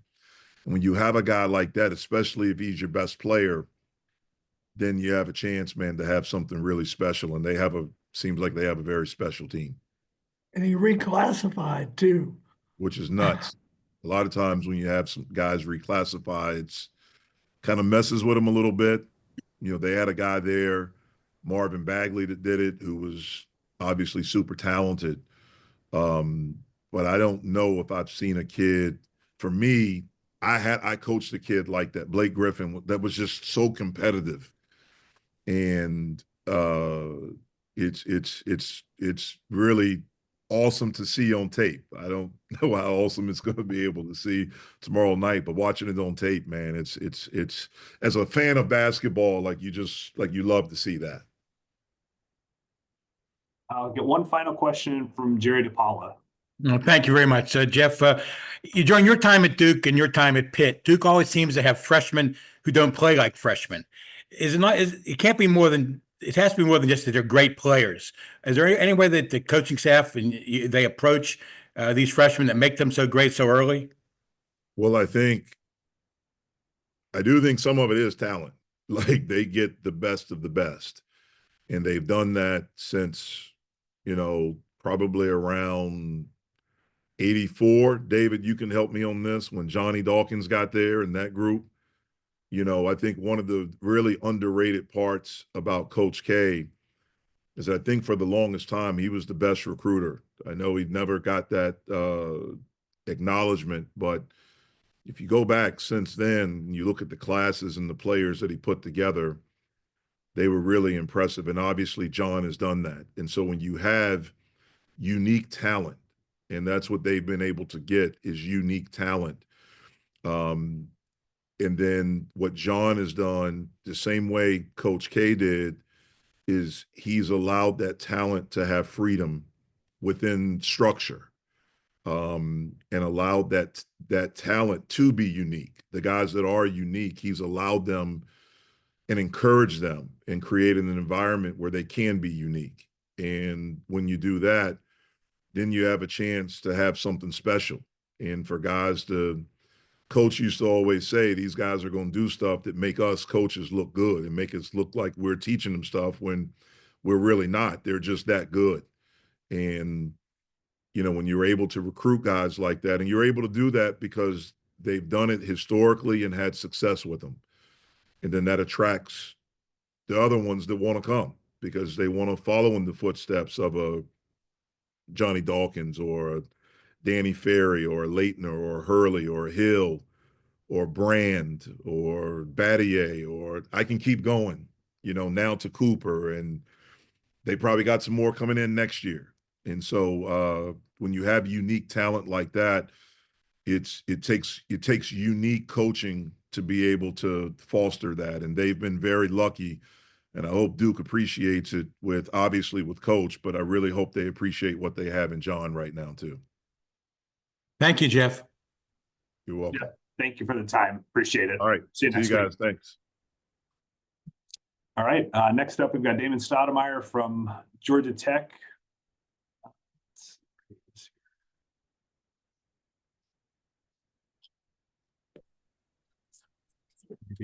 What's going on? Hey, good morning. Good morning. If you have a question for Damon, go ahead and use the raise hand tool. If you need access to record, just let me know that in the chat window. Damon, your first question is from Alex Farrer. Go ahead, Alex. Hey, Coach, just kind of wondering, these last few weeks, seem like the team's kind of gotten more comfortable. It seems like they're playing really well. Kind of what's going into this last couple of weeks? Is just kind of getting healthy, or just kind of getting more comfortable with each other? Just what's allowed the team to play kind of their best basketball the last couple of weeks? We got practice time through the injuries. Obviously we're still missing several players, but the biggest thing that we got to do is we got to practice. And so I think after the Duke game, and I knew I just had to get to the break so we can kind of figure this thing out a little bit. Because we're playing two different lineups. We start big, but we play a lot small, obviously. So we just needed to get to the break so we can get some time to get kind of reorganized with that. that makes sense, on both ends of the floor. It was a struggle. No excuse, but it was a struggle because, with injuries comes, no practice time. Games were coming. We were having to take days off just to let guys heal. So, it was a tough stretch for us. And, I just think the Christmas break allowed us to get, not only guys healthy, practice time, and then we had home games as well. So that was the beauty of it. Go next to Royal Howell. Go ahead, Royal. Hey, Coach, I hope you're doing well. Coach, what have you seen from your team to kind of allow you to kind of like coach them freely? And how have you been able to allow them to buy into what you're trying to build at Georgia Tech for life on the court and life after basketball? Well, two-part question. The team changed a bit with our injury situation. And so I inserted Lance Terry into the start lineup. I think that it gave us a two-way player that, really gave us a lot of juice on both ends of the floor. He's our leading scorer, but he also guards the best perimeter player. With Jalen McCullum getting healthy, it allowed us to, bring him off the bench, and I just kind of use him in an instant offense type of role. Just come in and just get some buckets. So that's pretty much what we've done. And everybody else is kind of just fell in the role that they've already had. And that's what kind of switched down. And I tell you, in 2025 now, it's hard to teach, it's hard to lead, and it's hard to coach. You have to be a triple threat, so you got to figure those things out. Um, it's just a totally different era than when it was coming up. And I think now you have to get guys to buy into all three of those things if you want to be successful. When you don't, most people tend to think that guys leave and transfer because of money. I tend to think that guys leave and transfer because of there's no connectivity at times between you and your staff, the student athlete and the staff. Because for me, the way I see today, let's use a guy that's easy to use. Don't use the best players because that's easy, right? We know they get money, but you have guys that may not be getting as much money. I pay for loyalty because you don't see that a lot, right? So, that's no different than being in the NBA. If you give a guy the contract, you see a guy on the end of the bench, and you're like, well, he getting paid a lot of money. Well, he getting paid to practice hard, help guys get better, be ready when somebody else is ready to play. But at the same time, he's loyal. He's loyal to our cause. He's loyal to our program. And my message is being preached by that student athlete each and every day. And that to me is an extension of what good programs are. Thank you, Coach. I appreciate that. Yeah. Chad Bishop, go ahead, sir. Morning, Damon. Do you have an update on Dio's status? He's still out for family things. He's in compliant. All of that good stuff. But it's just waiting for things to clear up on that end. So that's kind of where we are. And how about Luke and Wasey? Any updated timetable on when they might be able to come back? No, still no timetable on them in terms of when they'll be back. Last thing, you mentioned the dome on Saturday. Will you do anything special today or tomorrow when you get there to try to adapt to that dome environment? No, I mean, we'll work out there, but there's only so much you can do. Guys just have to be locked in. It is what it is, and we'll go in and just try to play. Try to take our game. The biggest thing about road games, this is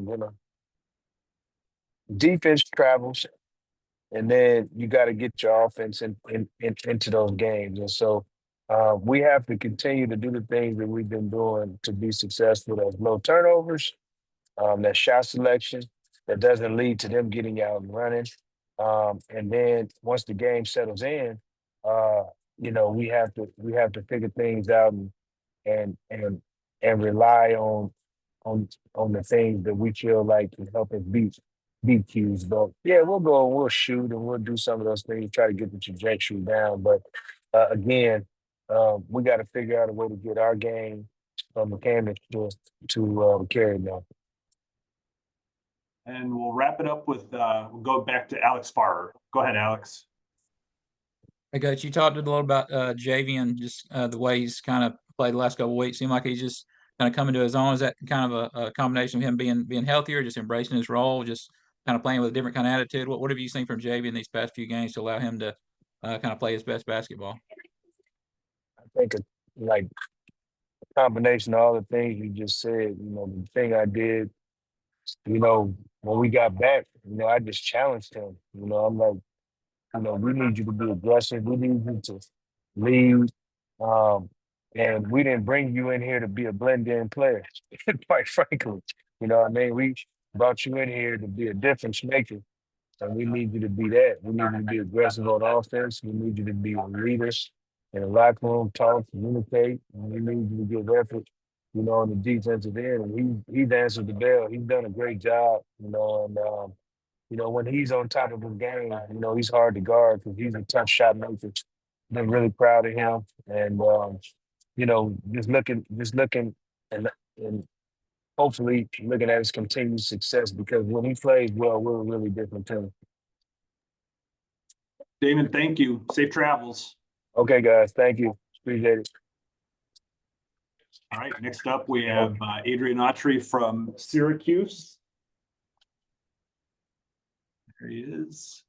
Good morning. Morning. If you've got a question for Coach, use the raise hand tool, please. If you need access to record, just shoot me a note in the chat window. And first question will come from Mark Berman. Go ahead, Mark. Good morning. Obviously this was not a good non-conference season for the ACC. You've been around the league a while now. Why do you think that turned out to be the case? It's a good question. Again, it's new. Obviously the landscape is a little different. So the continuity part, I do believe, plays a little part of that. Practicing and scrimmages and stuff like that. They don't really give you a true idea of where you're at until you kind of get into those games, until you get into the ring. So I think I know that's part of it. A little bit of it. I don't know how much of it is. But again, it was a tough non-conference for us in particular, and trying to figure your team out and trying to do all that in a small amount of time. Real live time is probably a little bit more challenging than what people think. But it was not just you guys at all. It was obviously most of the league just struggled in non-conference. Did that surprise you, or why do you think that was the case? I do think. I feel like the ACC, we still have very competitive non-conference schedule. I think I think we went out and I think when you look around, there was some games being played, maybe 4 or 5 compared to 3, 3 or 4, and everyone knows you got to go out and build your resume. So I think that's what our league did, and I just think we came up on the short end of the stick, unfortunately, with a chance to get some big wins early. Thank you. Alex Farrer, go ahead, sir. Hey, Coach. Hope you're doing well. Talking about tomorrow's matchup against Georgia Tech, just kind of what have you seen this kind of allowed them to turn the corner these past couple of weeks? And it's kind of, you look at their record, kind of right around 500, but most people think it's been a struggle. But these past few weeks, they're kind of played really well. What have they done, and kind of how big of a challenge are they going to be tomorrow night? Well, I mean, I think I know they've been dealing with some injuries. I know getting McCollum back is probably a big part of a big part of the change, getting him back. But offensively, they do a great job. They do a lot of good things. Spacing, they got really good guards and bigs. I think for those guys, I think it seems like they've had some injuries, and now everyone's kind of coming back, at least some of the key guys. But they pose a challenge for everyone. Again, good offensive team. Defensively, they do a good job. But they got really good guards, and Bai Nadanga is one of the better big men that people don't talk about in the country. A versatile guy that can pass, that can rim protect, can run. And then their guards are really good. Their guards are really good. They put you on a lot of ball screens. They got great spacing, and their guards are high level guards that can make reads. Mike Waters, go ahead, sir. And turnovers have been an issue, especially of late. Is there one area where the mistakes are happening, or an area that you've been trying to emphasize to the guys that these have to stop in a certain way, because maybe especially the ones that lead to transition? Yeah, we've had some, we've talked about it. We've just had some careless turnovers that are, kind of like, what do we see there? And I think, we didn't have those for a while, and we've had those come up the last 4 games. And some of those were from our big guys, our front court, doing to double teams and trying to, make some cross court passes. And those are tough. So I think we got to do a better job of reading better, and getting the ball, in the right hands, right people's hands. And I think, having JJ back and now having, multiple, ball handlers will, should eliminate, some of those turnovers and get those turnovers down a little bit. Go next to Justin Gershon. Go ahead, Justin. Hopefully I didn't get your name. Sorry. Nope, all good. Kyle Cuff's got, big boosted minutes recently. Just what have you seen from him and how he's played over the last few games? I think Kyle is, he's tough. He competes. He's giving us a boost off the bench. A guy that can put pressure on the rim. A guy that is a capable shooter. But defensively, where we've struggled a lot, I think he's kind of giving us a boost of, that. So just coming off the bench and giving us a great energy on both sides of the court, both sides of the ball, which is which we need.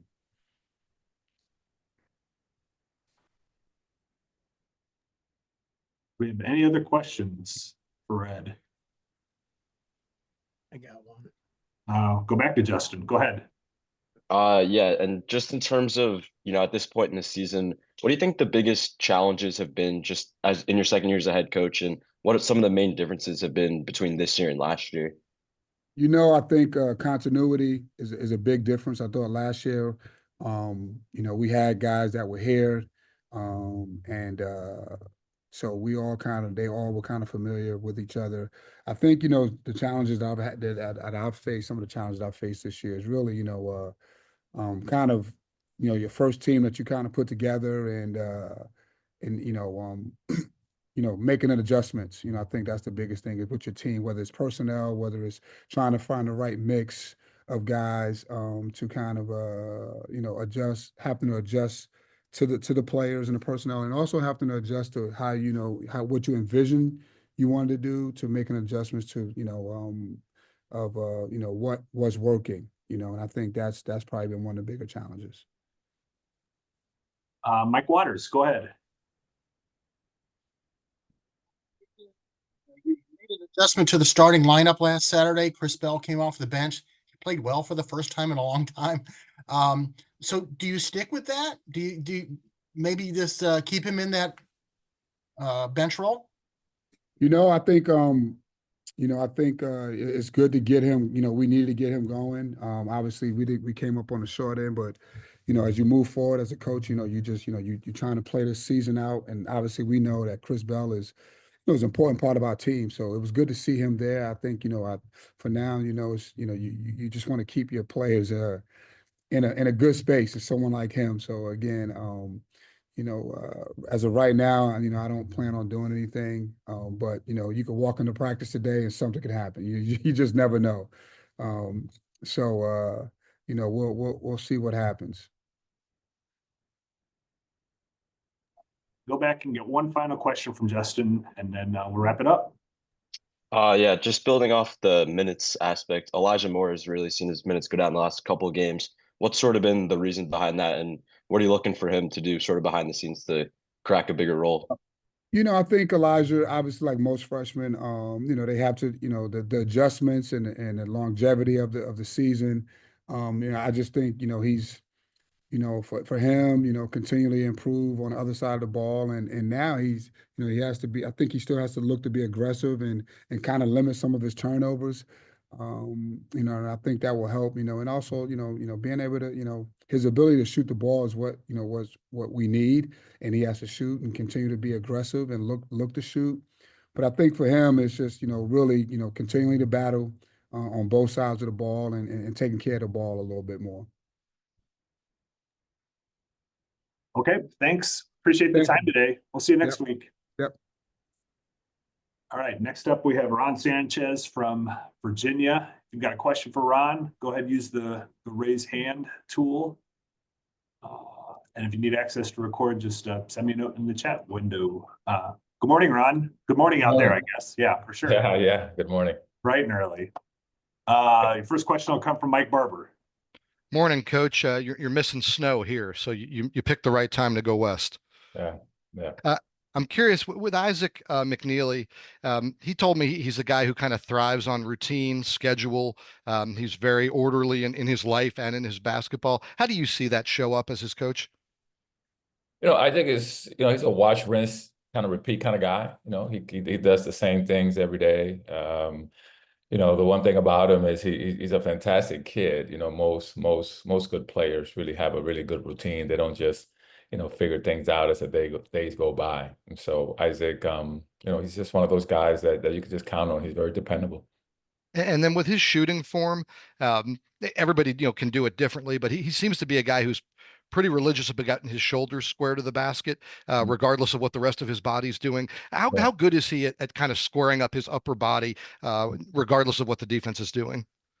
Yeah, so I'm trying to encourage Isaac to hunt some shots. I think sometimes he passes up on those. I think when his feet are ready, when he really hunts shots, he can, when he knows he's going to shoot it prior to him actually getting the pass, like it's almost like scoring before the catch with him. I think he does a fantastic job. I think when he tries to figure it out after is when he has his biggest challenge. I think Isaac is a phenomenal shooter. I think his, shoulders and eyes, I think, I think he can fly off screens. He can shoot. I think Isaac is a really, really good shooter, so regardless of, I think, regardless of what the footwork is or what angle he's coming from, left, right, left, I think that, that he's really good that way.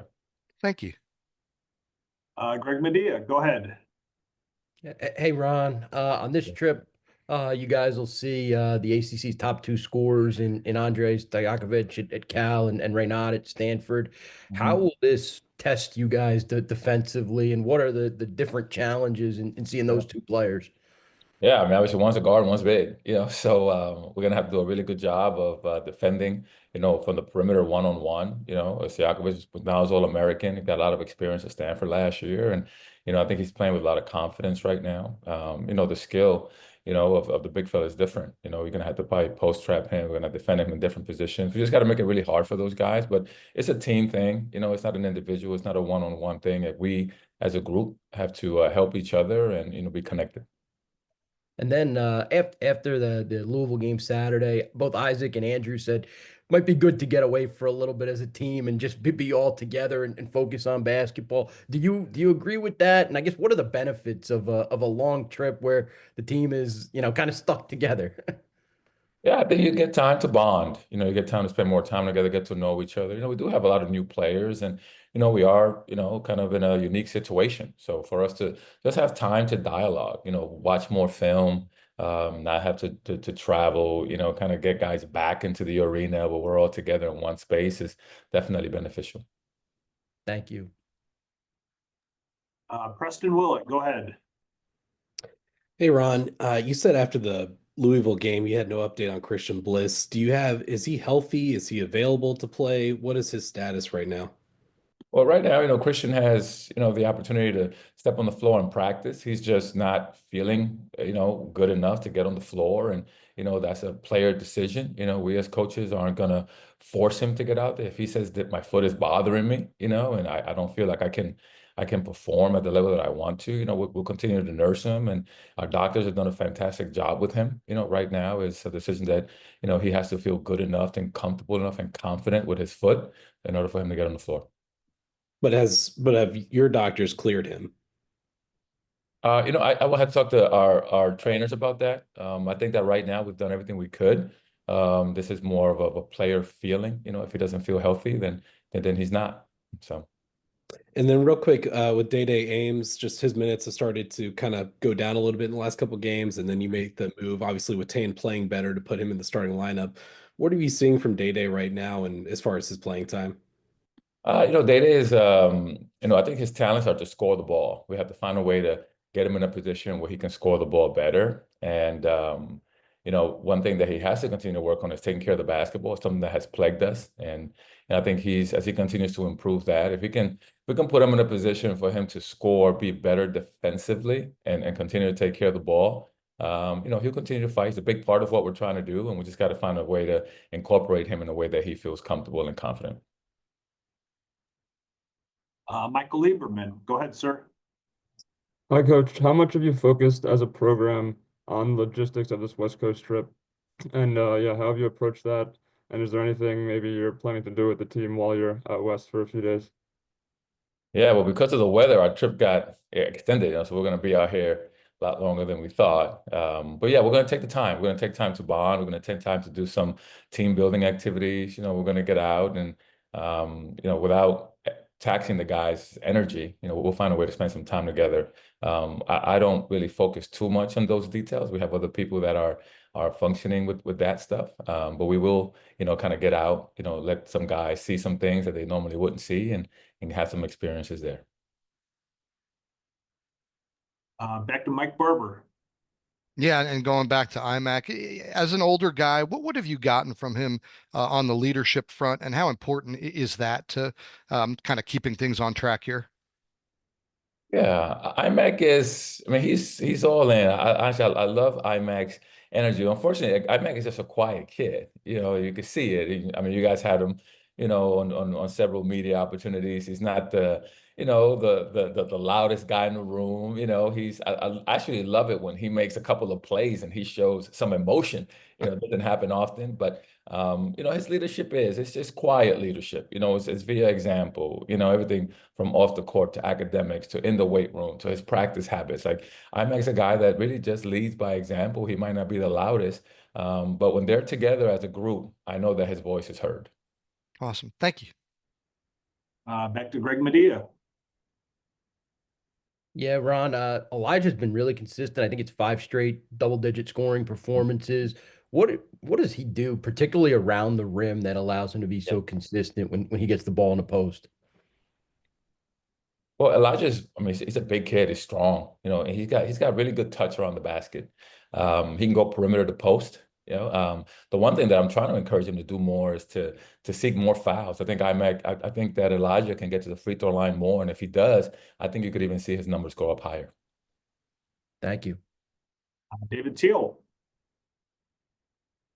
Ron, you mentioned that you're not very involved in all the logistics of trip planning and such, but how much was your sports science staff involved with this, with the time change? Yeah. Very involved. We've discussed this since the summer. If I'm really thinking correctly, we spent a lot of time trying to figure out, not only this week, but what we did in the weeks leading up to this. How much energy did we spend? How much time did we, how did we, adjust our clocks? When do we start practice? At what time are we going to go to bed? At what time are we going to get them up? So there's been a lot of meetings and a lot of time invested into trying to make sure that we can perform at the best level that we can. Mike Curtis, with his NBA experience and having had a lot of West Coast swings, and his input on this trip was fantastic. And then is the flip also true that when you come back east, you'll have to kind of navigate a new dynamic? Oh, absolutely. It all goes, actually, the weeks prior, the week of travel, and the weeks after. Like that was that was where the time was invested. It wasn't just on the travel yesterday or today as it was scheduled, but it was, last week, the week before, and then what we will do once we arrive back at home.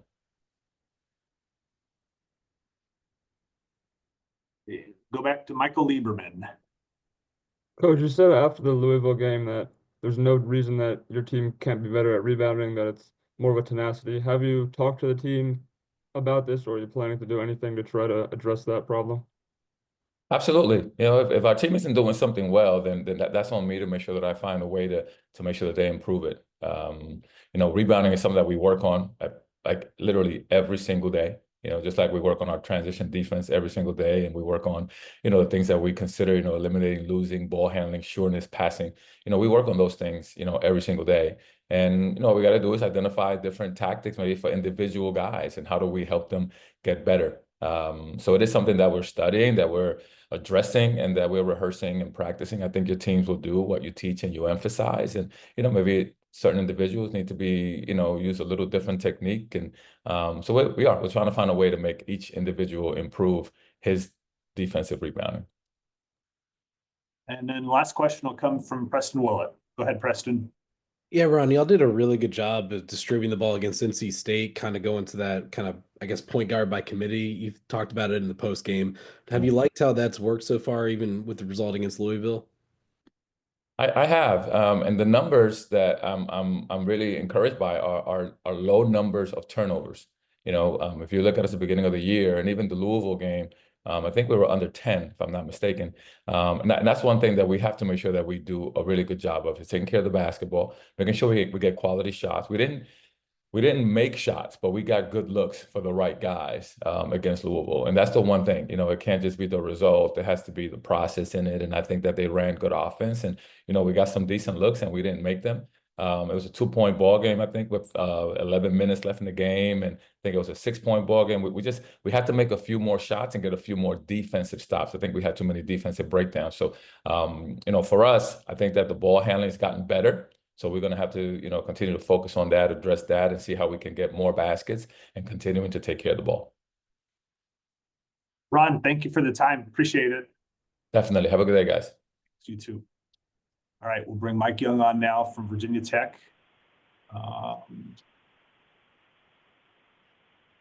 He is calling in here. I'm here. There he is. Good morning. I'm here. Good morning. Hope you guys are well. Yes, hope you are as well. Hope your travels are going well. If you have a question for Mike, go ahead and use the raise hand tool. If you need access to record, just send me a note in the chat window. Mark Berman is up first. So go ahead, Mark. Good morning, Mike. You're heading out to the West Coast for 6 days there. Just how big an undertaking is this for you guys? And like, did you talk to anybody around the country for advice on how to handle the trip? We talked to a lot of people, Mark, and spent a lot of time this summer and leading up to our trip. We're on I-81 now, heading to Roanoke, and hope to get out there safely. I think I read something that Stanford and Cal both had some issues getting back to the West Coast. You know, so here's where we are. We've got a storm that's passed through, but feel good about it. Everything's on schedule, and let's get out there and get to work. What do you kind of do to make sure that, you know, that the flight and the long stay out there doesn't affect things from the basketball point of view, especially with that first game on Wednesday? Well, some of that's out of your control, especially with weather. We've got had some fog as we head into the airport, but there's not a lot we can do about that. Just care for these guys, get out there, get settled in. Thankfully, it's out of necessity. Get out there 48 hours early. We've got, a good Stanford team on Wednesday. We practiced at our place this morning.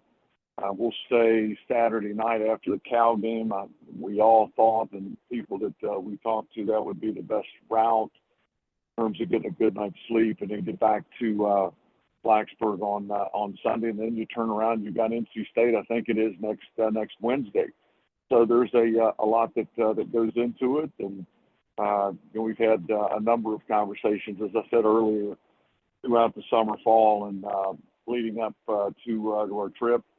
I can't imagine, fellas, I can't imagine Kyle and Mark having to do this the number of times that they're doing it. But that's what the schedule calls for, and here we go.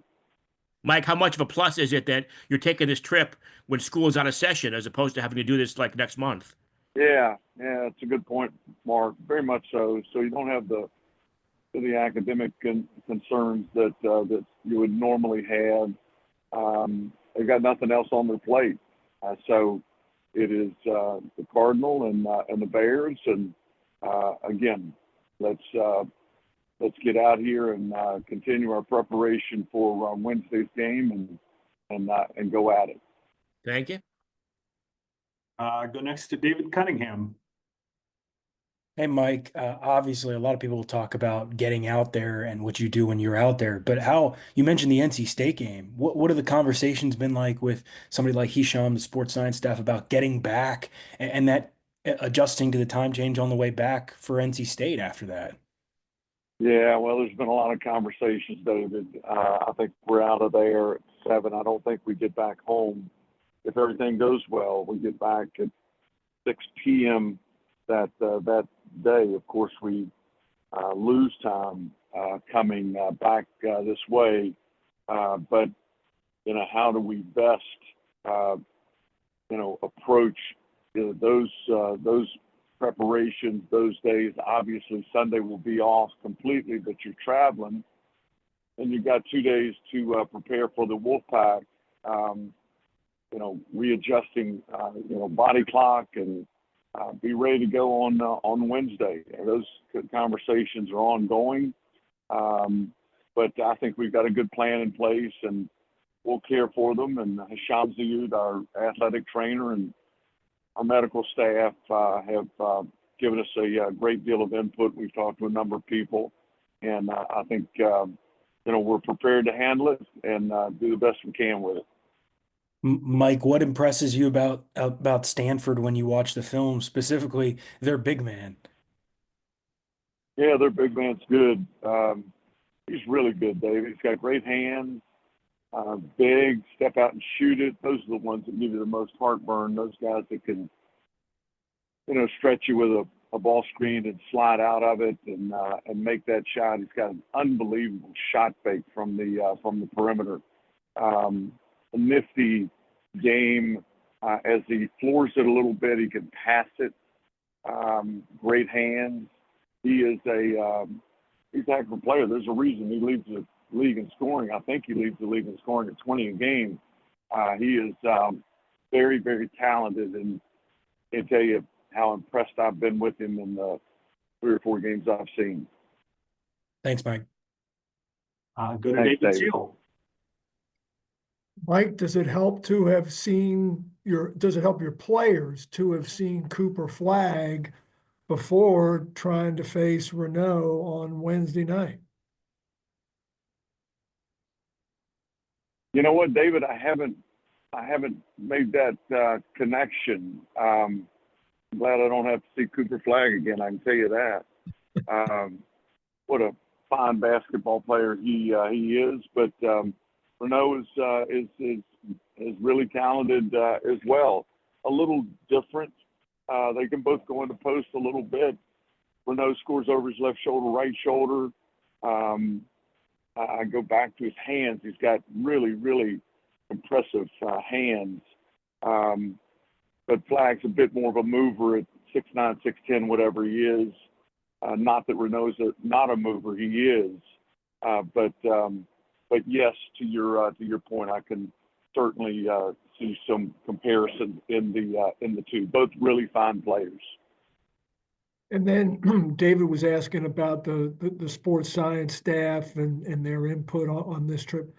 Does it help that they had the experience with the football team going west and at least have some data? Yes, absolutely. A little different. We're going out today. We come back Sunday, just longer. But a number of those conversations with David Jackson and their strength staff, nutritional staff, doctors, staying hydrated, proper rest pattern, We will not do a lot at all tonight with them. We will watch some film, but to get to the hotel again, to get to the hotel and get settled and get them up to their room and rest. And tomorrow will be a heavy day, certainly, as we look ahead to Wednesday's match with Stanford. Last question, we'll go back to Mark Berman. Mike, did you get any good advice from colleagues at other schools about how to handle this whole thing? Yeah, that and, NBA people, a lot of conversations, Mark, none that I want to go into in great detail. But certainly we've covered a number of bases, and I know we're ready to go, and we're prepared to, do what's best for our basketball team and give our team the best opportunity possible to win on Wednesday. All right, safe travels. Thanks, guys. Have a good night. Have a good day. Yeah, Mike, thank you. Yeah, safe travels. All right, next up, we've got Steve Forbes from Wake Forest. If you have a question for him, go ahead and use the raise hand tool. If you need to record the call, just send me a note in the chat window. We'll also have a recording after this. So, good morning. Morning. First question will be Connor O'Neill. Go ahead, Connor. Hey, Steve. Given the week off, is this a good time for you to try to ramp Omaha up, or are you still a little bit away from being able to do that? Well, he's on a routine, Connor, that he'll stay on. Hopefully, the plan is, as of today, is he'll join us midweek next week for live action, and then hopefully maybe play against Virginia Tech a week from Saturday at Virginia Tech. This week really doesn't change his routine at all. He's on his routine with Mark Armour, our trainer. They're doing a great job with him, and he's getting close. When you do get him back, how do you? We saw so little of him, and I know you saw even little of him in the preseason because he was slow to get back from the first foot injury. How do you see him slotting in to what you guys have been doing, especially what you've been doing lately, really well? Well, I think he's one of our better defenders. And so I think we've been really good defensively. I think it makes us even better. Gives us more depth defensively. And I think, he showed the ability to stretch the court from three a little bit and can score on putbacks, and he's really tremendous runner, straight line runner. He can get to the rim in transition. So I think he brings a lot of added things to our team that, we saw some glimpses of early, but, haven't had for a long time. And I know we're excited to get him back. He's excited to get back. And I know his teammates are excited to get him back, to have him come back as well. We'll go to Mark Berman.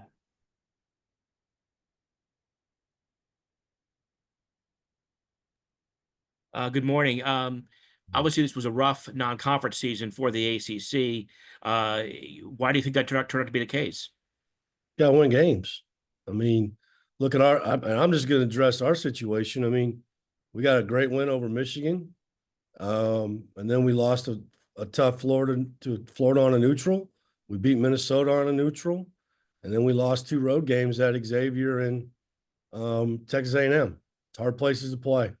So we challenged ourselves and would like to want one or two more, but we didn't. And so ultimately it just comes down to winning. We played a couple hard exhibition or scrimmage type games. In October, we played Alabama, we played West Virginia. And so we challenged ourselves, because we felt like we had that kind of team. I think moving forward, to help, there's so much emphasis on November, which I understand, that we should be playing more in October. Being limited to 2 scrimmages, to me, doesn't really make any sense. We should be able to play every weekend if we want. If we want to go play High Point or Greensboro or whatever, I don't see the harm in that. We're not missing class. And you're learning more about your team playing against other people, especially when November is really important.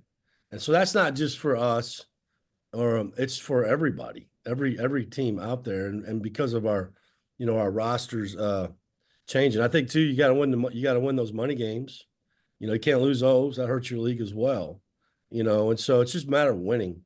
And we've had our opportunities, and we didn't, for the most part, didn't get it done. And so, now we got to play it out. We got to play out this league, and some teams are going to play really good early, maybe not so much late. And so we'll see how this progresses as we go through. Some teams will get better as the season goes.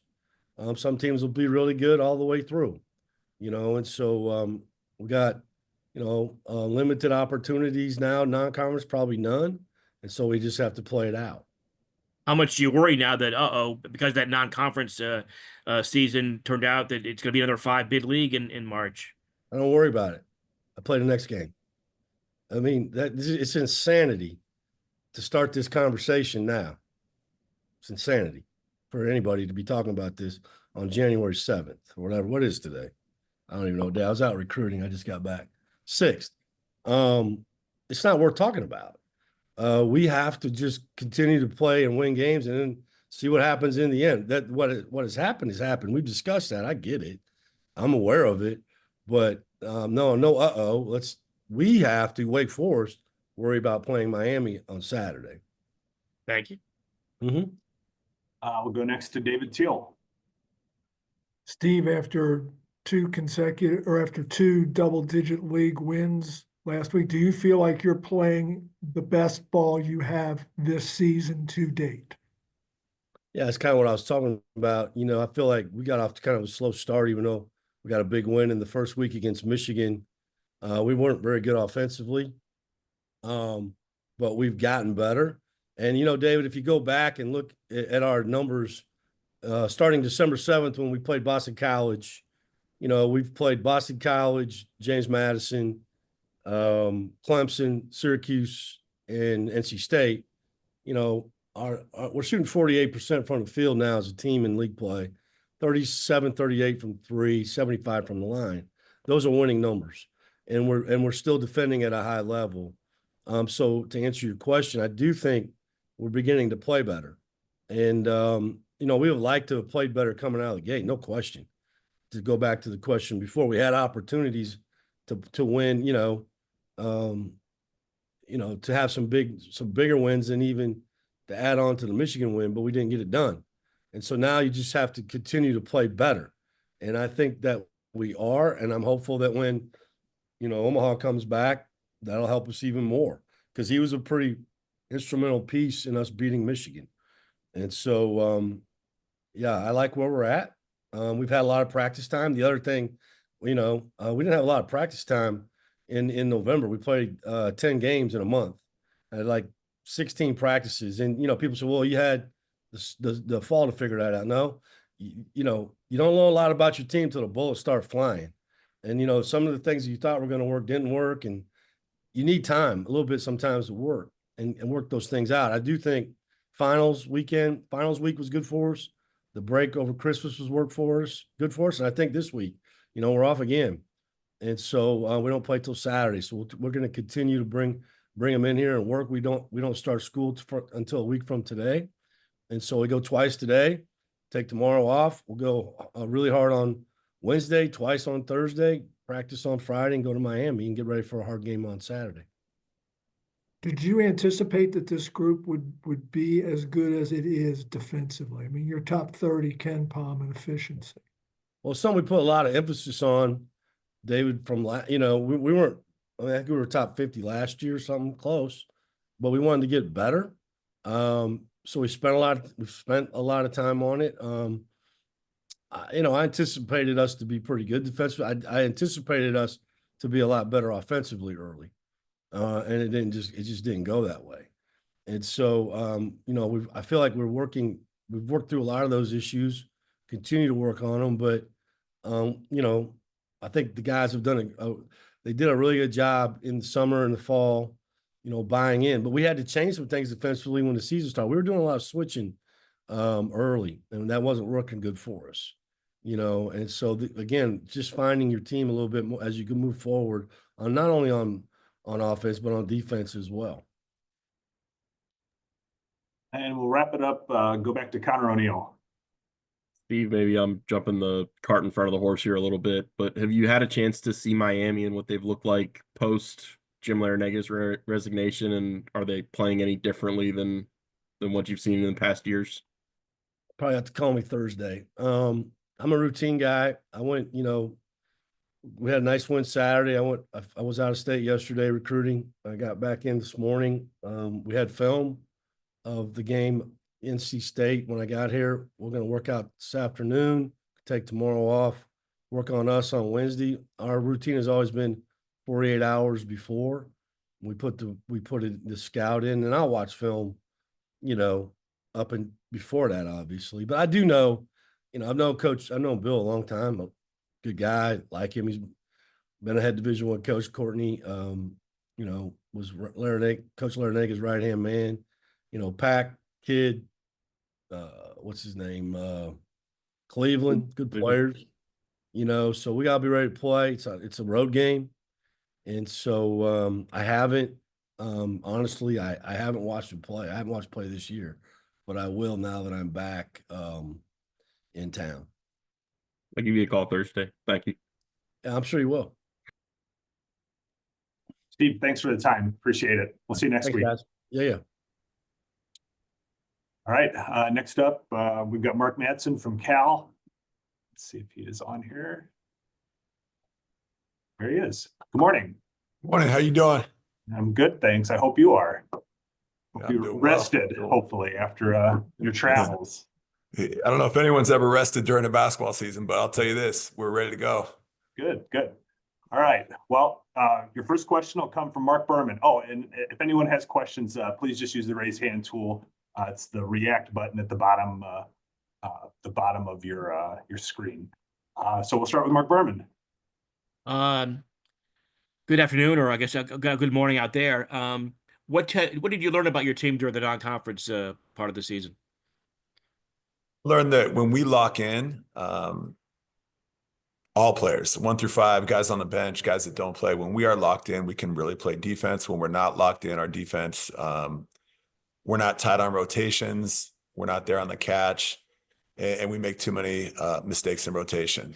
I learned that when we move the ball, when we share the ball, when we make the extra pass, everyone feels more involved, and our offense is even better. We're a strong offensive team right now. Our defense needs work. What makes Stojakovic so good? Well, a lot of things make Andre really good. Number one, his work ethic is off the charts. Andre is someone that can really do everything on the court. Nobody wants to let him shoot threes. He's got a good mid-range, and he's a really good finisher at the rim.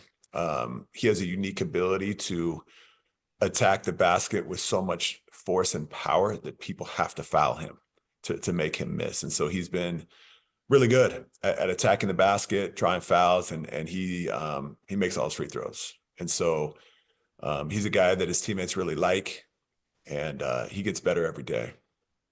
Thank you. Go next to Greg Medea. Go ahead, Greg. Yeah. Hey, Mark. I was wondering, you guys got Virginia on Wednesday. What do you see with the Cavaliers, particularly Elijah Saunders has been pretty consistent for them, and Isaac McNeely can shoot it. What do you see from Virginia? Well, we watched some of their games, and let's start with Elijah, big, physical, strong player who can stretch out and make threes, and so that's going to present challenges for any defense. You look at really their personnel all the way around. They have tremendous shooting. They've changed style of play a little bit from when the coaching change was, announced. And so just kind of locking in on what they had done prior to the change and what they're doing post change. And it is different. It is a little bit different. They've got good, solid defensive schemes, but, they have shooting. They have really strong shooting. We did not defend the 3-point line consistently, especially against Clemson. We did it for a half. We did not do it for a full game. And so we've got to be locked in on all aspects of what Virginia does. Next up, Jeff Ferrato. Go ahead, Jeff. Oh, take yourself off mute there, Jeff. Sorry about that. Mark, you talked a little bit about Andre. Last year when he was at Stanford, he would have moments where he looked real smooth and real good, but he also disappeared a little bit, which is what freshmen sometimes do. I'm wondering, What do you attribute to the fact that he's so much more aggressive this year and so much more consistent? Talk about the leap in his game, please. Yeah, Jeff. I mean, look, Andre has made a huge leap. He was a good player last year at Stanford, but he kind of has elevated his game to a much higher level. I attribute it to number one, Andre's fierce desire to be great. He works with Coach Adam Mazzari daily on offense, on defense. Andre has become one of our better, if not one of our best on-ball defenders in pick and roll. And that was not on the scouting report last year for Andre. And that again is a testament to his work ethic. Andre attracts a lot of attention, and he's done a really nice job recently of, finding seams, not only to attack, but finding seams for his teammates where he's dropping a pass off where, he might not get the assist, but he's getting the hockey assist. And so that's been really nice to see the way he's balancing his attack mentality with also operating in the context of the offense. Next question from Jacob Curtis. Go ahead, Jacob. Yeah, Mark, are you considering moving Wilkinson into the starting lineup? Yeah, everything is always under consideration. Everything is always under consideration. Jeremiah has been definitely really done some things in games that has been outstanding. And, we look at everything, we evaluate everything. And the one thing I will say is Jeremiah has been playing at a high level, and I have no doubt that he will continue to play at a very, very high level. Next question from Steve Croner. Go ahead, Steve. Morning, Mark. Kind of working on a story of kind of what you guys in Stanford learned on a first trip to the ACC East Coast version, logistically and on the court. What are some things you learned, and what are some things that maybe won't apply once you guys get into school? Well, that's a great question. Let me start with the travel itself. We went out there 2 days early. We practiced at about 7 a.m. on Monday morning, practice, weights, treatment, got on a flight, got straight to Pittsburgh. The guys are out of school right now, Steve, and so we're able to do a lot of film sessions, a lot of walkthroughs in the ballroom. So we did quite a bit of that. We did quite a bit of that on the road. We finished the road trip 0-2, very disappointing. We lacked consistency, but we did play probably two of the top 3 or 4 teams in the conference on the road, and we did a lot of good things in those games too.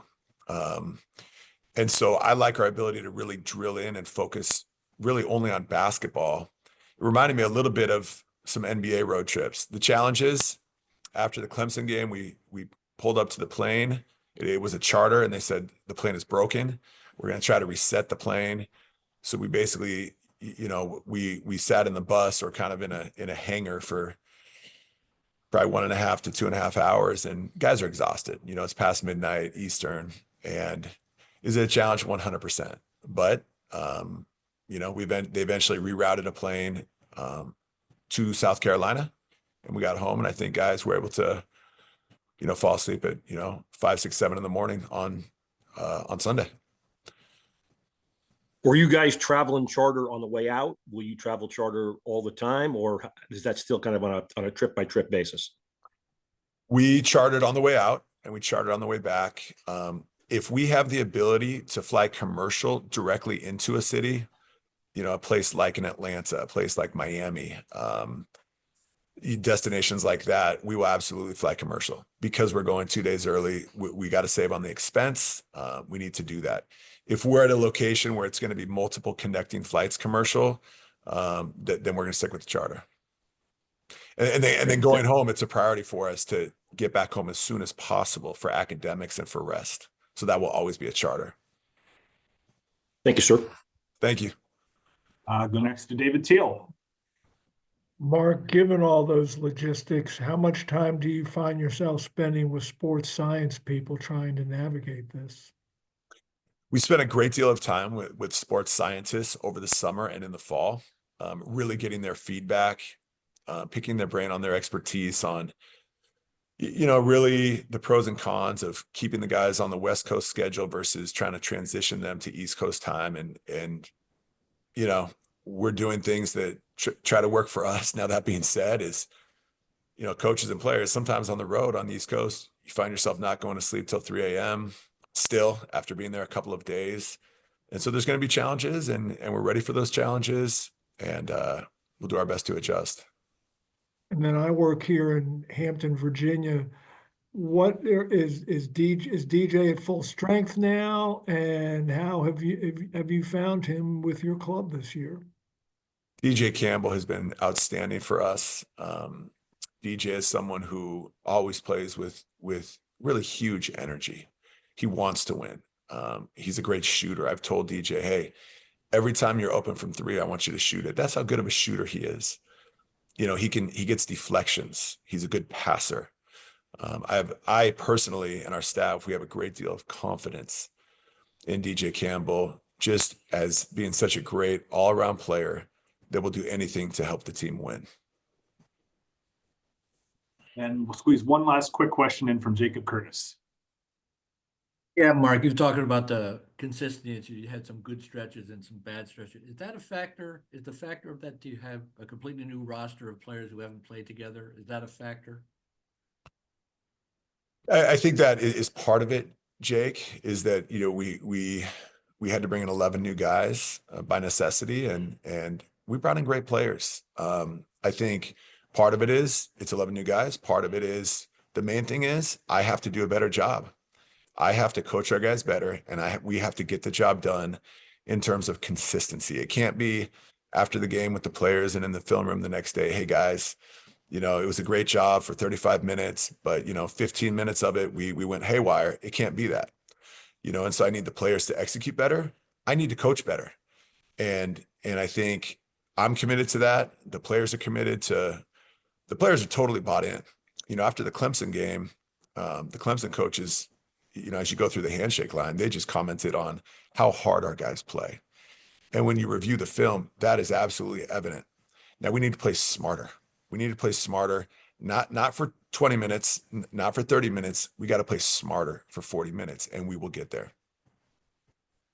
Mark, thank you for the time today. We appreciate it. We'll see you next week. Thank you. Thank you so much, guys. Talk to you guys soon. All right. Next up, stay in the Bay Area. We've got Kyle Smith from Stanford. If you've got a question for Kyle, go ahead and use the raise hand tool. If you're just joining us and need access to record the call, just go ahead and use the raise hand tool and I can get that for you. We'll also have a recording available after the call. Good morning. Morning. Bright and early, yes. Absolutely. First question will come from Steve Croner. Go ahead, Steve. Morning, Kyle. I asked Mark a similar question. What did you guys learn both on the court and logistically in your first ACC East Coast trip? You know, logistically, I thought things went well, to be honest. It's what we signed up for. No, we're going back east. We got out there early enough. And I was most concerned. Doctor's appointment tomorrow morning to Someone's. Yeah. I was just concerned how we compete as far as coming out, how you start the game. We got off to great starts both games. We weren't able to sustain it. But that was the biggest issue. Like anytime you're on the road, you want to make sure you know the difference when you're coming out to play, or whether you bury yourself in a hole and whether if you got to get 7 or 8 guys to fire just competitively, then you got to play well to win. But you got to be ready to engage. So I felt really good about that. And that's tied to the logistics getting out there. And our guys handled it really well. They had a great attitude, and they're excited to play in the ACC. You know, it's like this is ACC, and it was awesome. I was really impressed with amazing on a 4 o'clock tip on New Year's Day that I think Clemson had about 8,000 people at the game, and they must come from all over because there's not a lot of people right there. Then the students weren't there, and then Pitt had a great crowd with the Steelers game at 8 o'clock. 8 o'clock kickoff and a 6:30 tip off for us. So it's exciting, and not to, you know, West Coast. There's a few spots that have crowds like that, but I thought both those programs and where they're playing, those teams deserve to have that kind of following. They're both really good quality teams. Just follow up. I saw Jeff Goodman's tweet about your charter coming back. Are you going to charter coming back all the time? Have you decided on those Wednesday night games? Are you going to spend the night where you're playing, or you're going to No, head out we that just- night? we zip out and do it. And, it was a snowstorm, so that could happen. So that derailed Yeah. us a bit, but nothing I'm not used to coaching the Ivy League, going from New Hampshire to New York City in the middle of the winter, or dare I say Pullman. So our staff is the most prepared team for this travel. So hopefully and the players are great. They have fun. They're playing spades. They're playing like an NBA team. Everyone's worried about the Wi-Fi so it can study. I said they know how to read books. If we don't have Wi-Fi, we're fine. So it's good. It was good team bonding experience, and our guys they really love each other. And like I said, and you know who your real competitors are when you see who's winning in spades. One final follow-up, Kyle. How much will the logistics change once you guys get into school?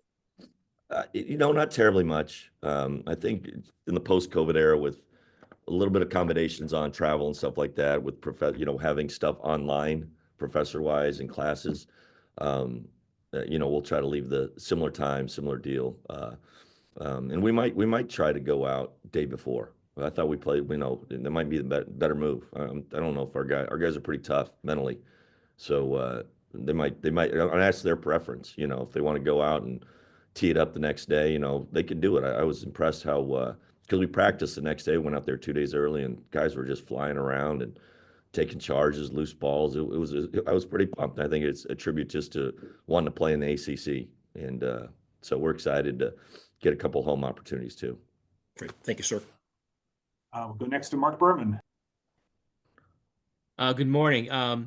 For ACC fans, they're just getting an introduction to Maxime Renaud. What makes him so darn good?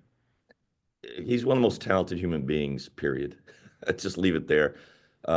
He's a growth mindset guy. He's not only really intelligent, computer science major, math minor at Stanford. He's got a huge charisma. He's got a big heart. He has a caring for everyone in the program, whether it's your managers, your teammates, coaches. He's just got a big heart, and he's willing to put the time in. And from day one, when he said he's staying here, he has been first one in the gym, last to leave. All the cliches of what you want your best player to be, he's been that. And really want to keep getting better. I expect us to keep getting better as some of these young guys that haven't played minutes, period, much less the ACC level, get better with them. And so he's just that kind of, not only is a good talent, he's a good leader, and a great role model example of what we want to attract here for Stanford. What did you learn about your team during the non-conference part of the season? I learned, we just had to get guys who are comfortable playing long minutes, or starter minutes, I would say, like Jalen Blakes, who's been, really good for us. And he's played 9 minutes a game last year, never played over 14 minutes a game. And he's had to take on 33 minutes a game. Maxime growing up to be over 30 minutes a game. Isaiah Sellers, who'd been a, fourth or fifth perimeter guy for 2 years. He's had to become a starter, and they've done a great job. And then Ryan Agarwal didn't play last year. Aiden Kamen didn't play last year. And, Chisholm Akbar transitioning from Harvard. So, and then the other guys are pretty much fresh. Benny Geeler, bigger role. So that was kind of what the non-conference, everyone's like, why don't you, we didn't get into our 10th, 11th, 12th man as much. It's like, we're just trying to get guys' roles established. And I thought we did some good things there. Obviously, our schedule's gotten harder. And that's the next step, is to learn how to step up in competition. Thank you. Jeff Ferrato, you are next up. Go ahead, sir. Can you hear me, Kyle? I can, Jeff. Yeah. Obviously at WSU last year, you played against Maxime. I'm wondering, what do you know about him now that you couldn't tell when he was an opponent? I didn't know that he's such, like I said, it's off the court stuff. I didn't know what a warm, wonderful person he is. That sounds silly to keep harping on that, but he's a joy to be around. And I think that's contagious. I think that's a big, you want that in your program. We always talk about, we want fountains, not drains. We want light bulbs. He's that. And his ability to become more of a perimeter player. I know that's always, I get a lot from John Platts, like, we get the ball in the low post more. I'm like, hey, we're working on it. But he's actually just such a, like I said, he'll just keep getting better as he gets older, whatever level. I think he's an NBA player, and he'll just keep getting better at that. So he's just an impressive person and player. Ben Parker, go ahead, sir. Hey Kyle, just kind of want to get your thoughts on kind of Ryan and how he's kind of adjusting. Obviously, a good rebounder. Just what does he need to do to maybe get his perimeter shot to fall more? Because that's obviously a weapon that you're looking to bring from him as well. Yeah, no, I'm proud of Ryan. He's obviously in a little bit of a shooting slump, and I told him just, man, don't let doubt creep in there. But he is doing what a good. You see a lot of guys in other programs that we've coached in how they develop, he's doing the hard stuff. He had to learn how to become a good defender. It's not his strength. It's not a natural aptitude, but he's fighting. Like took a charge, it didn't get called. He was physical out there, and we give him points allowed after every game and his defensive rating, and he's doing a good job there. He doesn't turn the ball over, and he's one of our better rebounders, and he's a really good shooter. So I think he's going to break through. We just got to he's got to keep believing himself. We believe in him. And that's obviously that's going to be a big step if he can knock down a couple. And he's had stretches of weeks in practice where he can't miss, but that's part of the process. I told him he's been out for years. Going to be some rust. The last three opponents have been pretty high level, to say the least, and good teams in different environments. So, like I said, he's a Stanford guy. They're used to achieving. I expect him to get better. And then just kind of on Isaiah Sellers, just talk about what's been the kind of key to his growth. He goes from averaging, 4.5 lower points a game it was last year to being a consistent, almost double-figure score for you guys. Just what's been the key to his growth from last year to this year, from what you can tell? He was, you never know till you get him, but boy, is he wired the right way as far as his work ethic, his professionalism. He just comes in. Him and Maxime and Jalen, they're in there early. They're working. Like I said, they probably treat the basketball court the way you expect Stanford kids to treat the classroom. It's just trying to achieve. So he's just really consistent person. He's never too high, never too low. He had one, didn't play well against Oregon, and it's the first time I saw him just a little bit hang his head a little bit. And I told him, he went with the Steph Curry towel around his head. I said, I get that off. And we're not doing we're not doing that stuff. And he perks out. His attitude's awesome. He's bounced back, played really well on the road, and really love him. I just happy to see a guy like that get this opportunity like that and take advantage of it. I know how much and how important basketball is to him. Important for him to be close to his family in the Bay Area, and it's a neat thing to see. He's awesome. Kyle, thank you for the time today. We appreciate it. We'll see you next week. Thank you. All right, we will have Micah Shrewsbury on from Notre Dame here in a few minutes. Had to bump him just a few minutes, so he'll be on right around 1 o'clock.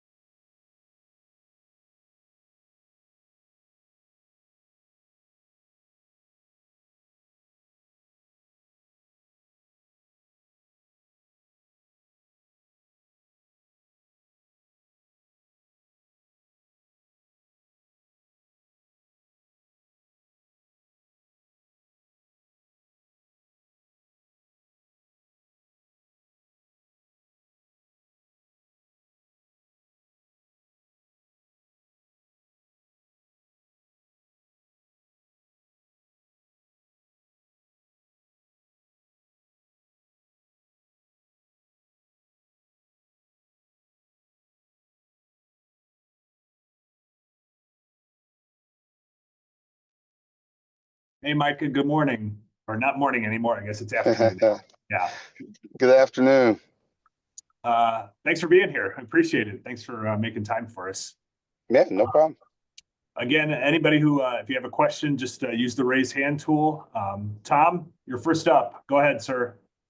Hey, Micah, when you have a game like Saturday, like how do you move forward with that? Do you have teaching points that you want to talk about, or do you just flush it and say, let's move on to state? I think it's a little bit of both, right? Like, there's still 17 games left in our conference season, right? There's a lot of season left. I think you learn from everything. Every situation that happens, you learn from it and you try and get better for the next time that it happens. So, like, we'll go through stuff and we'll work on it. We'll try and get better. We'll learn from it. And then we'll go right into working on how do we get better and how do we be better on Wednesday.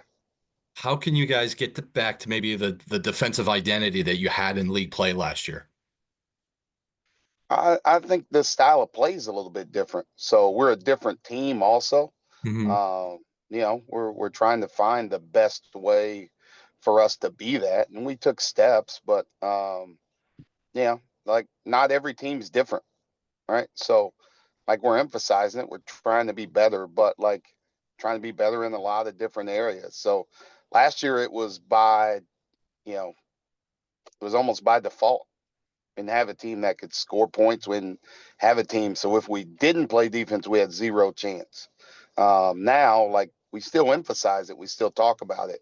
We need to be better in our details and our discipline. And I think that'll help us some too. I'll sneak one more in. How did Marcus come through health-wise after being out for what, 39 days? How was his knee on Sunday and moving forward?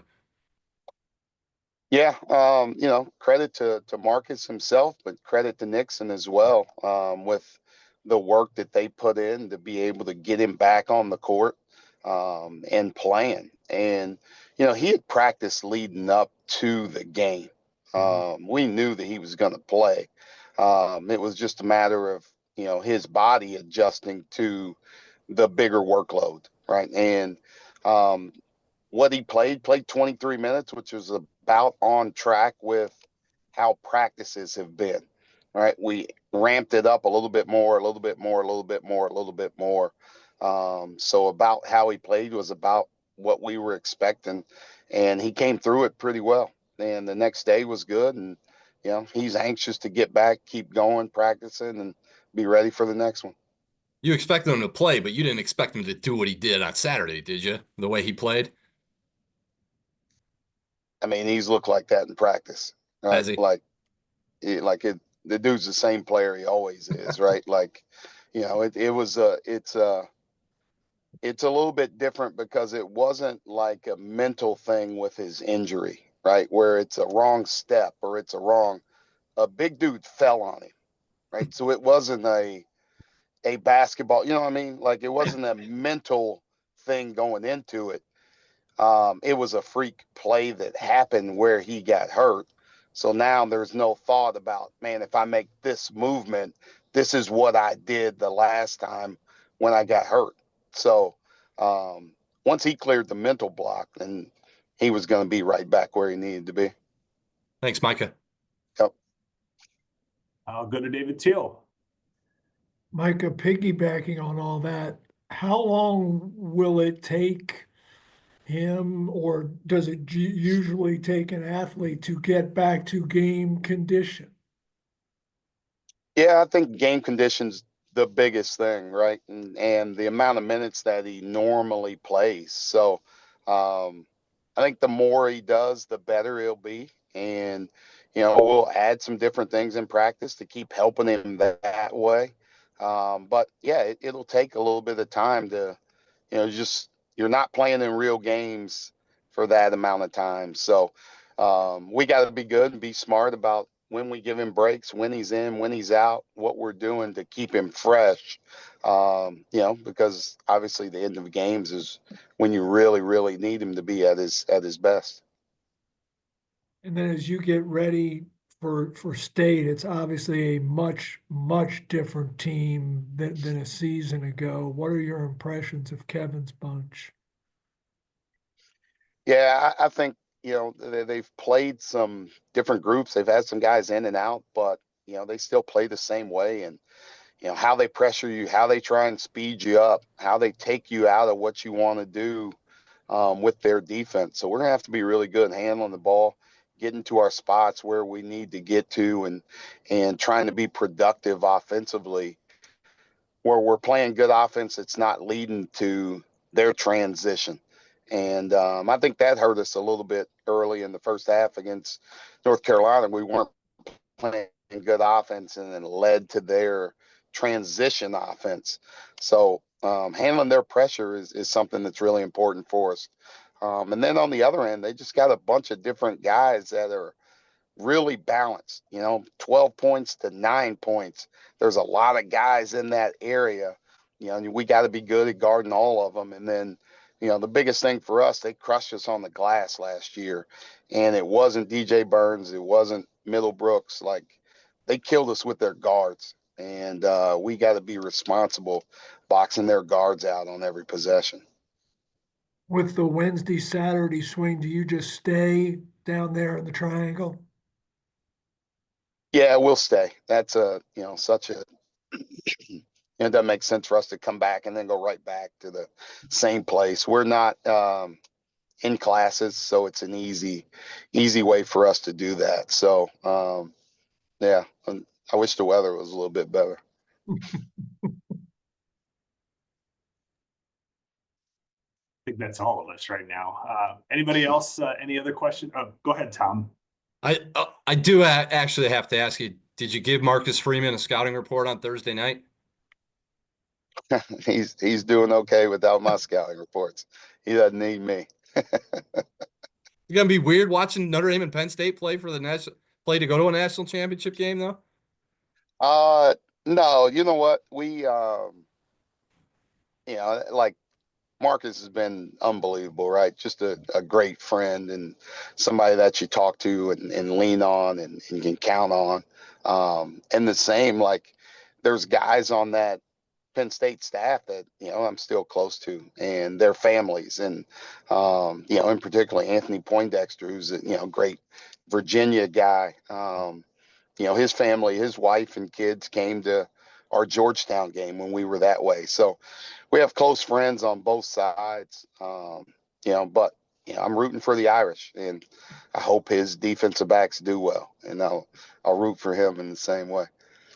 Thanks, Micah. Have a good trip this week. Yep. Thank you, guys. Micah, thank you for the time today. Appreciate it. No problem. Thank you, guys. All right. See you. Bye. All right. That wraps up the call for today. Appreciate everybody joining us. We'll have a recording shortly at the link that was sent to everyone in the email. So look forward to seeing you guys next week. Thanks.